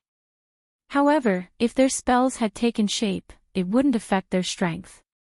"It doesn't matter," Xiaofan answered. "Our sea dragon clan spells are innate. Besides, I'm already in the 5th rank, so I can survive without relying on water." As it spoke, it rubbed its head. "Besides, Grandpa has taught me everything. I'm very smart, so I remember everything. There was a trace of pride in its voice, as if a child was saying, praise me quickly. Mo Tiange couldn't help but laugh and stroked its head. You're really so smart. Do you remember all the secrets your grandpa told you? Of course. Xiaofan raised its head without hesitation. Mo Tiange laughed even more happily. She stroked its head again and said, okay, you're my spiritual beast now. I'll take you to a good place. Xiaofan blinked its eyes and looked at her with confusion. Mo Tiange didn't talk nonsense anymore. She held Xiaofan's head with one hand and touched the space between her eyebrows with the other. A bead emerged and she cast an art on it. After several breaths, the two of them appeared in the virtual sky world. Woo-woo. As soon as they entered, a golden shadow rushed over and threw itself into Mo Tiange's arms. It was Fei Fei. She just entered the virtual sky world twice, but she didn't have time to pay attention to it, so it was very depressed. Mo Tiange patted its head and comforted it. Good Fei Fei, are you bored? Let Xiaohua play with you for a while, okay? And I have a new friend. Xiaofan was now staring at the surrounding environment with its slender eyes in surprise. It didn't understand how it changed here in an instant, and this space was so rich in spiritual aura. It couldn't help but think that human spells were so magical. This is Xiaofan, and this is Fei Fei. Being pulled by Mo Tiange, Xiaofan regained its senses and stared at the leopard's-like golden furry ball in front of it. It blinked, not understanding what this thing was. However, for demonic beasts, not their own race usually meant hunting. Therefore, it jumped up and floated in the air, baring its sharp teeth at Fei Fei. Although Fei Fei had been with Mo Tiange for 60 years and had eaten a lot of spiritual plants, perhaps because of the characteristics of its race, it had always been difficult to advance and was still in the 4th rank. For demonic beasts, the gap between the 4th rank and the 5th rank was very big. In particular, Fei Fei wasn't good at fights of magical powers. As long as Xiaofan casually waved its fins or tail, Fei Fei wouldn't be able to resist. The two demonic beasts stared at each other. Seeing Xiaofan's fierce eyes, Fei Fei suddenly stretched out its claws. A white light flashed on its claws and it touched Xiaofan's green scales. In the white light, the fierce light in Xiaofan's eyes gradually dissipated. Although it wasn't her first time seeing it, Mo Tiange still felt it was very magical. Sure enough, Fei Fei was a magical demonic beast. It was born to live in peace with many demonic beasts, which was an anomaly in the world of demonic beasts. Patting Fei Fei's head, Mo Tiange released Xiaohua, who had been staying in her spiritual beast bag. You two go play first. Xiaohua, who had just come out of the spiritual beast bag, also showed hostility to Xiaofan, but under Mo Tiange's divine comprehension order, it was quickly pulled away by Fei Fei to play. Xiaofan, why didn't you attack Fei Fei just now? Xiaofan's voice was a little confused. I felt that it wasn't dangerous, Mo Tiange nodded. Sure enough, Fei Fei's special ability was like this. She took a few steps forward and waved her hand. Can you adapt to the spiritual aura here? Xiaofan nodded. And the spiritual aura here is very comfortable. At that moment, its eyes lit up when it saw a large medicinal field. Master, that's, Mo Tiange stood by the stream, pointed at the large medicinal field, and said with a smile, you're already my spiritual beast. You can eat those spiritual plants if you want, but you have to be sure that they're not harmful to you. From now on, this stream is yours. Get along well with Xiaohua and Fei Fei. They're also my spiritual beasts, understand? Yes, Master.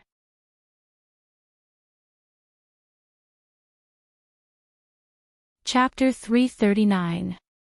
Among the three spiritual beasts, Xiaohua and Xiaofan were in the 5th rank, while Fei Fei was in the 4th rank. Xiaohua was good at fire techniques and possessed Sun Real Fire, which was very powerful. Xiaofan was good at water techniques and grew up in the harsh environment of the sea, so it had a stronger combat power. Although Fei Fei wasn't strong, it had a special ability to calm people. These 3 spiritual beasts improved Mo Tiange's strength a lot. She dared to say that there weren't many core formation cultivators in Kunwu who had 2 5th-rank spiritual beasts like her. Spiritual beasts were very difficult to raise.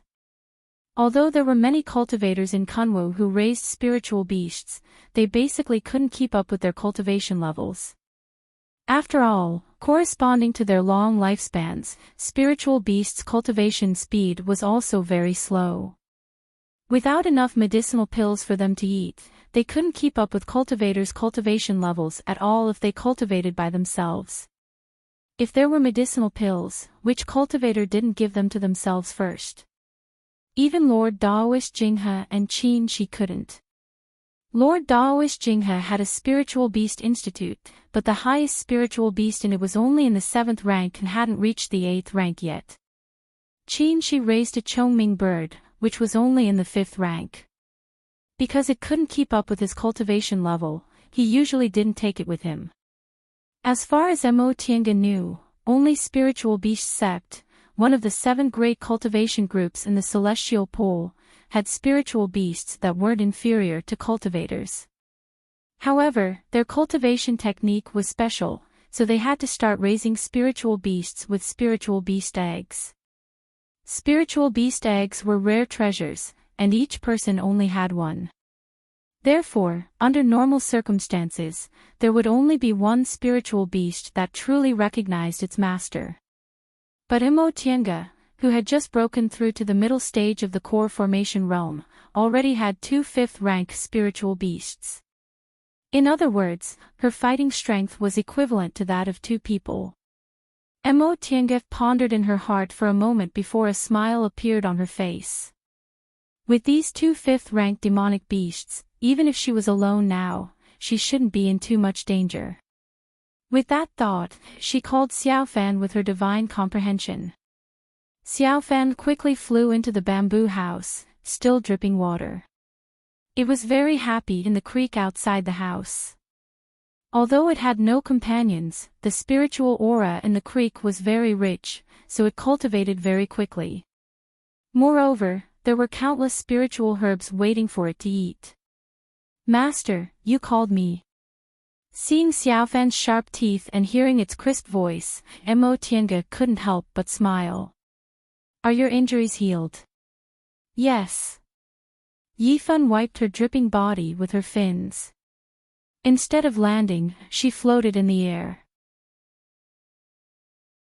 He was a sea beast. Landing on the ground was far less comfortable than floating in the air. "Then, tell me the secret that your grandfather told you." "All right." Lil Fan also had a spirit beast contract, so he was much more obedient than Xiaohua and Fei Fei. Usually, he was either cultivating in the stream or drooling while looking at those spirit grasses. Occasionally, he would communicate with Xiaohua and Fei Fei. Aside from that, no matter what Mo Tiange said, she always complied without any objections, unlike Fei Fei and Xiaohua, who occasionally came to disturb her.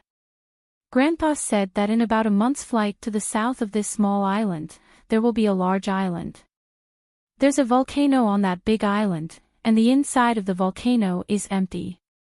You can reach a very, very deep place along the volcano. Then you can go underground and walk to the end, and you can get out from a hot spring. That's Yunzhong South Pole Island. Your grandfather didn't tell you the exact location. Mo Tiange frowned. The sea was so big, and flying in a certain direction was bound to have some deviations. It wouldn't be easy to find this large island. She regretted asking the old sea dragon to lead the way. "Master, don't worry." Sensing her mood, Yifan proudly raised his head. "We sea beasts have our own way of finding the way in the sea. Grandpa told me, so I can take you there." "Oh." Hearing Yifun's words, Mo Tiange relaxed her brows. That's good. After a pause, she asked, is that road safe? Are there demonic beasts or dangers? Grandpa said that this road was accidentally discovered by my master. It's very dark inside, but there's no danger.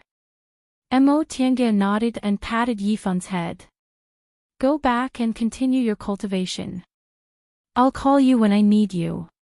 Yes, Yifun answered obediently, wagged his tail, and flew back to the stream. Mo Tiange sat cross-legged on the rush cushion, lost in thought. If she was asked if she wanted to go to Yunzhong, the answer would be yes. Through Mo Yaoqing's records, she knew that Yunzhong was such a prosperous cultivation world, so how could she not yearn for it?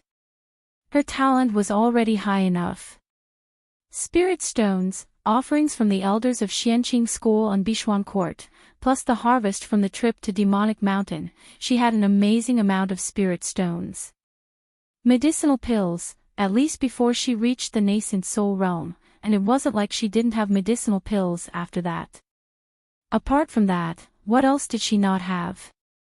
That was experience, a wealth of experience, and a broad horizon. She wanted to see what other continents were like. She wanted to know if Confucian and Buddhist cultivators were the same as Tao cultivators like them. She also wanted to know everything Mo Yaoqing had faced. She couldn't suppress this desire because she knew that this was what she lacked the most on her path of cultivation. However, leaving the celestial pole to go to Yunzhong wasn't a simple matter, even if she knew the exact safe route.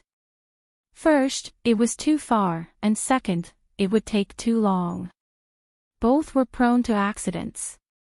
She even considered going to Yunzhong after returning to Xianqing School and waiting for Qin Shi to come out of his closed-door meditation. However, this would take at least 10 or 20 years. 10 or 20 years wasn't a long time for nascent soul cultivators and even core formation cultivators, but if she wanted to catch up with Qin Shi, she had to make good use of her time. She had just advanced, so she needed to travel to strengthen her mental state before she could continue her closed-door meditation. It was definitely unwise to enter closed-door meditation now. After thinking for a while, Mo Tiange finally decided that she would go to Yunzhong now, alone. Of course, before that, she still had to arrange a lot of things. After all, going to such a far place like Yunzhong would take about a year on the road, and it might take more than 10 years to finish the trip. During this time, Qin Shi and Lord Daoist Jinghe would both be in closed-door meditation, so to avoid accidents, she had to leave some spiritual plants for them. After making her decision, Mo Tiange quickly put it into action. First, she planned to return to Linhai. Although it took several months to find this place, it only took 1 month to return. Because those months were spent searching, she often went the wrong way, but this time, she had the exact route. After returning to Linhai, Mo Tiange rested for a while, then went back to Kunwu through Bishuan Court's transporting formation. She then traveled day and night back to Xianqing School. When she finally returned to Xianqing School, the first thing she did was to see Qin Shi. Although he was in closed-door meditation, Qin Shi only wanted to stabilize his realm this time, so he didn't need to pay too much attention to it. Mo Tiange only touched the restrictions outside, so he stopped cultivating and opened the door of the closed-door meditation room. Why did it take you so long to come back? Qin Shi smiled when he saw her. Mo Tiange walked towards him, and the two of them naturally hugged. It feels like a long time, she said with a sigh, although it hasn't even been a year. Qin Shi also felt this way, so he didn't say anything and just hugged her even tighter. After a while, the two of them had enough hugging and separated slightly. Qin Shi asked with a smile, "You advanced to the middle stage. It seems your trip was very fruitful. Where did you go?" Mo Tiange leaned against him, laid down, and leaned her head on his lap. She then tilted her head to look at him. "Guess." "That I can't guess." Qin Shi fiddled with her hair, his gaze gentle. But seeing you so happy, it must be a good thing, right? Of course. Mo Tiange smiled proudly and no longer hid anything. She told him in detail about her experiences in the past year. She listened very carefully. When Mo Tiange said there was a passage between the celestial pole and Yunzhong, his pupils shrank and he said keenly, Yunzhong. You want to go to Yunzhong? The two of them had similar characters and lived together for more than 10 years, so they had a tacit understanding. Mo Tiange wasn't surprised that he guessed her intentions at all. She nodded. Yes, I want to go to Yunzhong. The cultivators in the celestial pole are all trapped on the spirit vein in Kunwu, so I want to go to Yunzhong to see the wider world. She didn't say anything, but his expression was very solemn. Mo Tiange's expression also became serious. She straightened up and asked, What's wrong? Is it inappropriate? No. She breathed a sigh of relief, held her in his arms, and said with a sigh, It's just that I can't go with you right now. He just advanced to the nascent soul realm, so stabilizing his realm was the most important thing. I know. Mo Tiange paused for a moment but still said, So I decided to go alone. The hand holding her froze. After a while, she let go of her and looked straight into her eyes. Are you sure? Mo Tiange nodded. I'm not a troublemaker. You know this. My current strength is enough to protect myself. There won't be a problem for me to go to Yunzhong alone. She frowned and didn't say anything for a long time. This matter was too important. Although he had slowly accepted Mo Tiange's idea and was willing to let her travel alone, going to Yunzhong was still too dangerous. Mo Tiange also didn't say anything. It wasn't that she didn't know what she was thinking, but she had to take Shi's opinion into consideration for such an important matter. Is there a way to compromise? After a long time, she said, I won't stop you if you want to go to Yunzhong, but I won't feel at ease letting you go alone like this. It's too far, and if something happens, I won't be able to save you in time. Mo Tiange thought for a while and said hesitantly, How about I draw a map for you and you come out of closed-door meditation to find me? She didn't say anything. Mo Tiange scratched her head, feeling a bit distressed. You can't come out of closed-door meditation now, and I can't wait. Do you still not trust me to protect myself? Shi's gaze softened. He looked at her and said gently, It's not that I don't trust you, but I'm too worried. I know you can protect yourself, but in any case, I'll be worried if you're not by my side. This time, Mo Tiange didn't say anything. She was very touched. After a while, she said, How about I ask Master? She thought about it and nodded. That's fine. Master should give us good advice.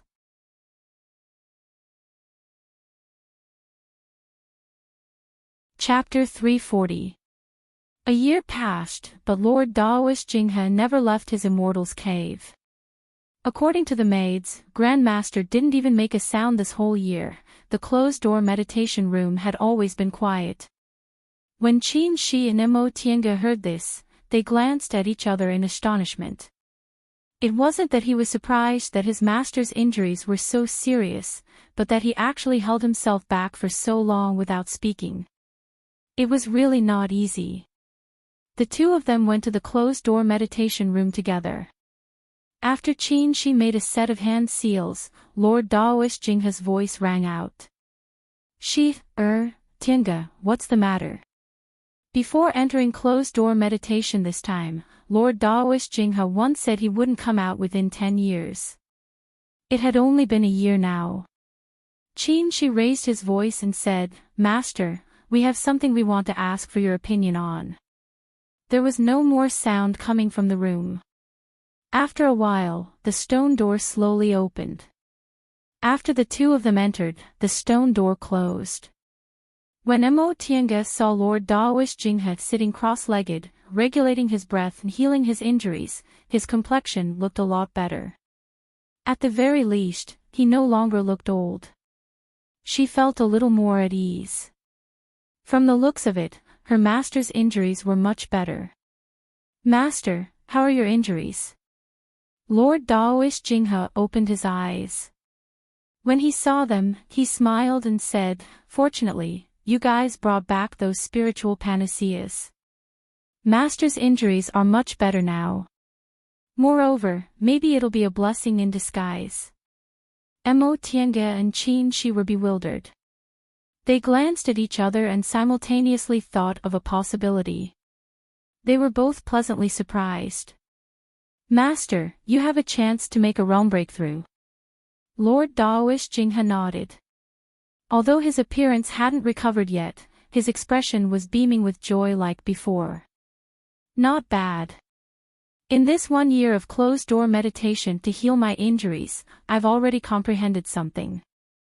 The late stage of the nascent soul realm isn't like before, where there was an insurmountable gap." This was a pleasant surprise. Both Qin Shi and Mo Tiange were overjoyed. They said in unison, "Congratulations, Master."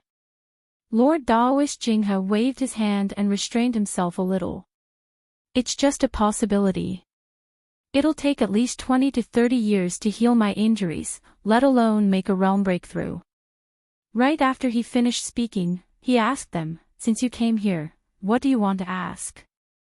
"Yes.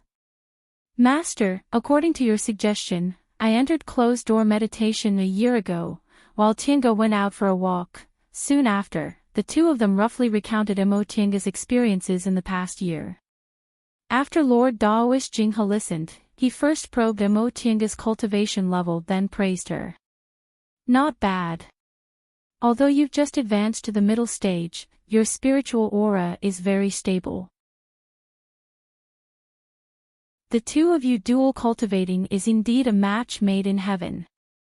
Speaking of dual cultivation, Mo Tiange was still a bit embarrassed, so she immediately changed the subject. "Master, give me some advice. What should we do now? What should we do?" Lord Daoish Jinghe was flabbergasted. "What should we do is naturally up to you. Why are you asking me?" "Master." Mo Tiange's eyes widened. "We came to ask for your opinion." Lord Daoish Jinghe spread his hands and said, "My opinion is that you guys should do as you see fit." Mo Tiange and Qin Shi were both speechless. After thinking for a while, Qin Shi said, "Master, I think it's too dangerous to let Tiange go to Yunzhong alone. What do you think?" "Danger?"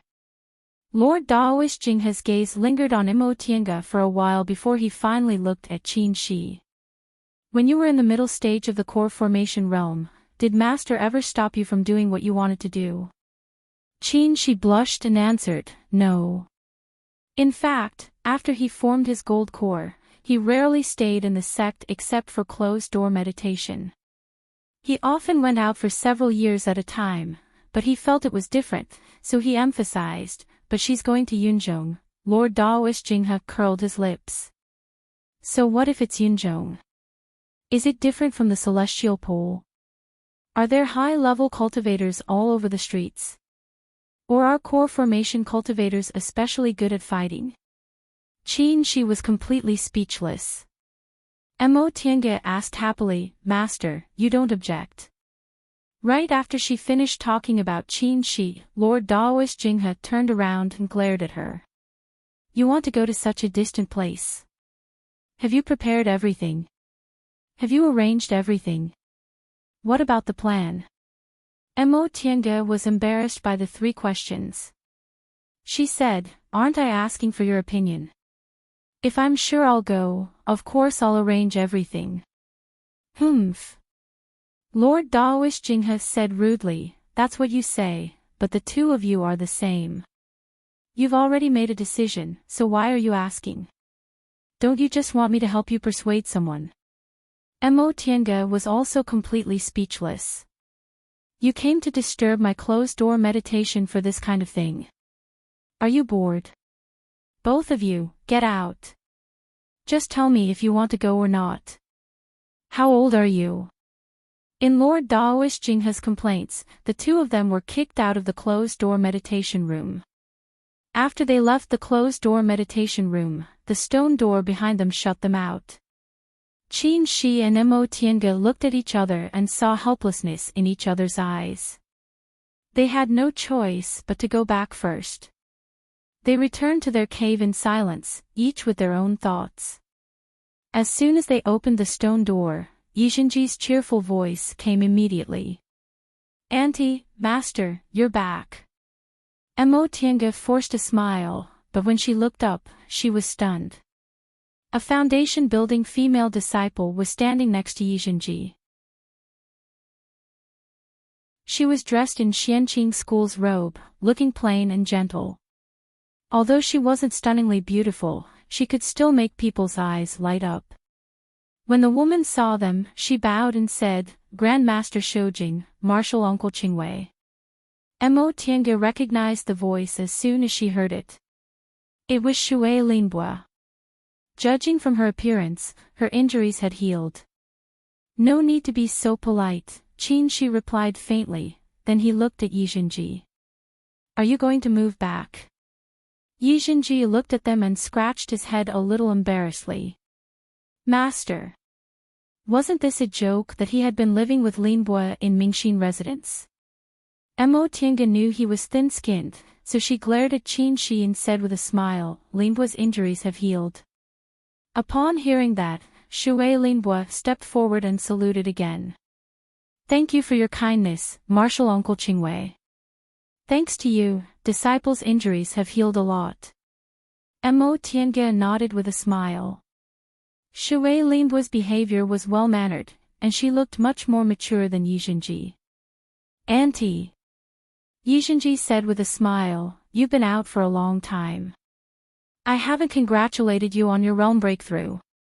Mo Tiange smiled. You've made progress in your cultivation recently, but you still have to work hard.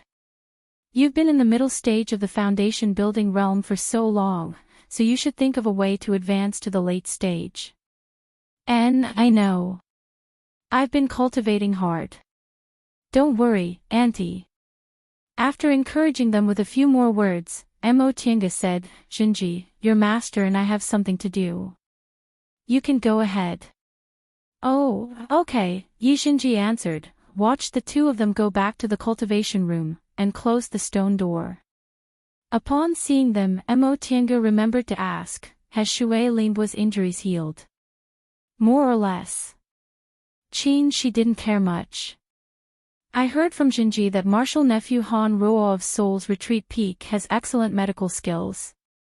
I don't know what method he used to repair her dantian, but she's been feeling better these days and can come out and walk around. Han Ruo was Kuang Zhu's Daoist name, but Mo Tiange felt that Kuang Zhu's real name was the most suitable for that senior martial brother. Speaking of this, Qin Shi asked again, what do you think about this Shui Linbua? Mo Tiange was stunned and asked, what do I think? Xinji likes her, so what do you want me to think?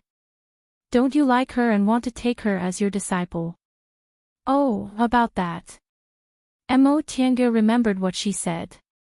After thinking for a moment, she said, even if I want to take her as my disciple, it's not the right time to leave now. Besides, if I take her as my disciple, it'll be like reaching the sky in a single bound for her. It might even affect her cultivation, so it's better to let her grow up first. What you said makes sense. Qin Shi thought for a moment and agreed with her. Seriously speaking, she's a talented person. Since she's better, she often comes to help Xinji manage the cave.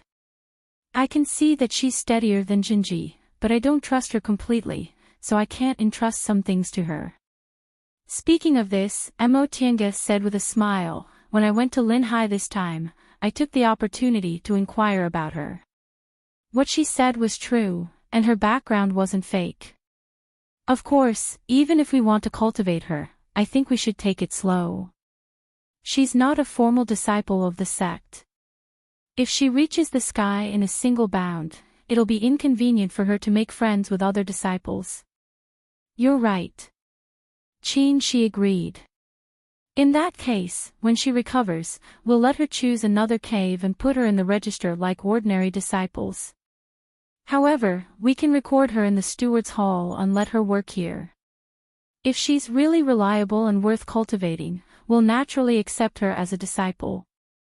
That way, with her reminders from time to time, we won't have to worry about Junji.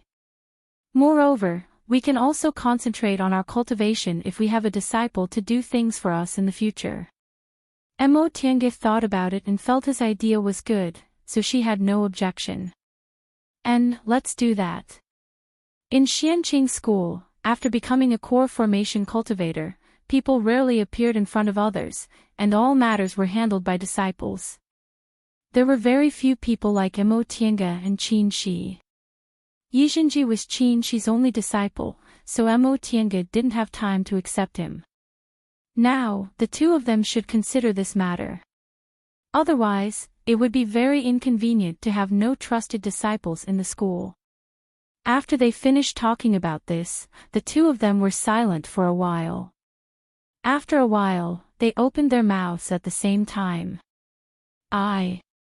Seeing that Mo Tiange also wanted to say something, they shut their mouths. The two of them looked at each other for a while. Mo Tiange coughed and said, "About that matter, do you agree?" After going around in circles, they finally reached the point. Qin Shi was silent for a while before he sighed. "I know. In fact, Master still spoke for you, but Master also scolded me," Mo Tiange muttered. "That's true, but..." Qin Shi smiled bitterly. "Alright, going to Yunzhong isn't a big deal. You're already a core formation cultivator, so you can deal with many things by yourself." He recalled that after he formed his gold core, he dared to go to any dangerous place. It was also those experiences that made him grow up quickly. Thinking about it this way, it was good for Mo Tiange to travel more. He didn't have any objection, but Mo Tiange actually felt embarrassed. She thought for a while then said, "How about this? I'll leave the specific route to you. If I don't come back and you're worried, you can come to me, N." Qin Shi answered softly then said, "Don't forget Wanderer Ziwei's request. These days, the steward's hall has been helping you find clues. When there are clues, I'll accompany you to finish this matter. I'll remember." You're tuning into the LoveLore Library YouTube channel. We're so grateful for your support, and don't forget to subscribe to join us on this incredible journey through captivating stories. Your generosity through donations truly makes a world of difference, as it's the primary source of revenue that allows me to expand and enhance this channel for you. Thank you from the bottom of my heart for being a part of this adventure.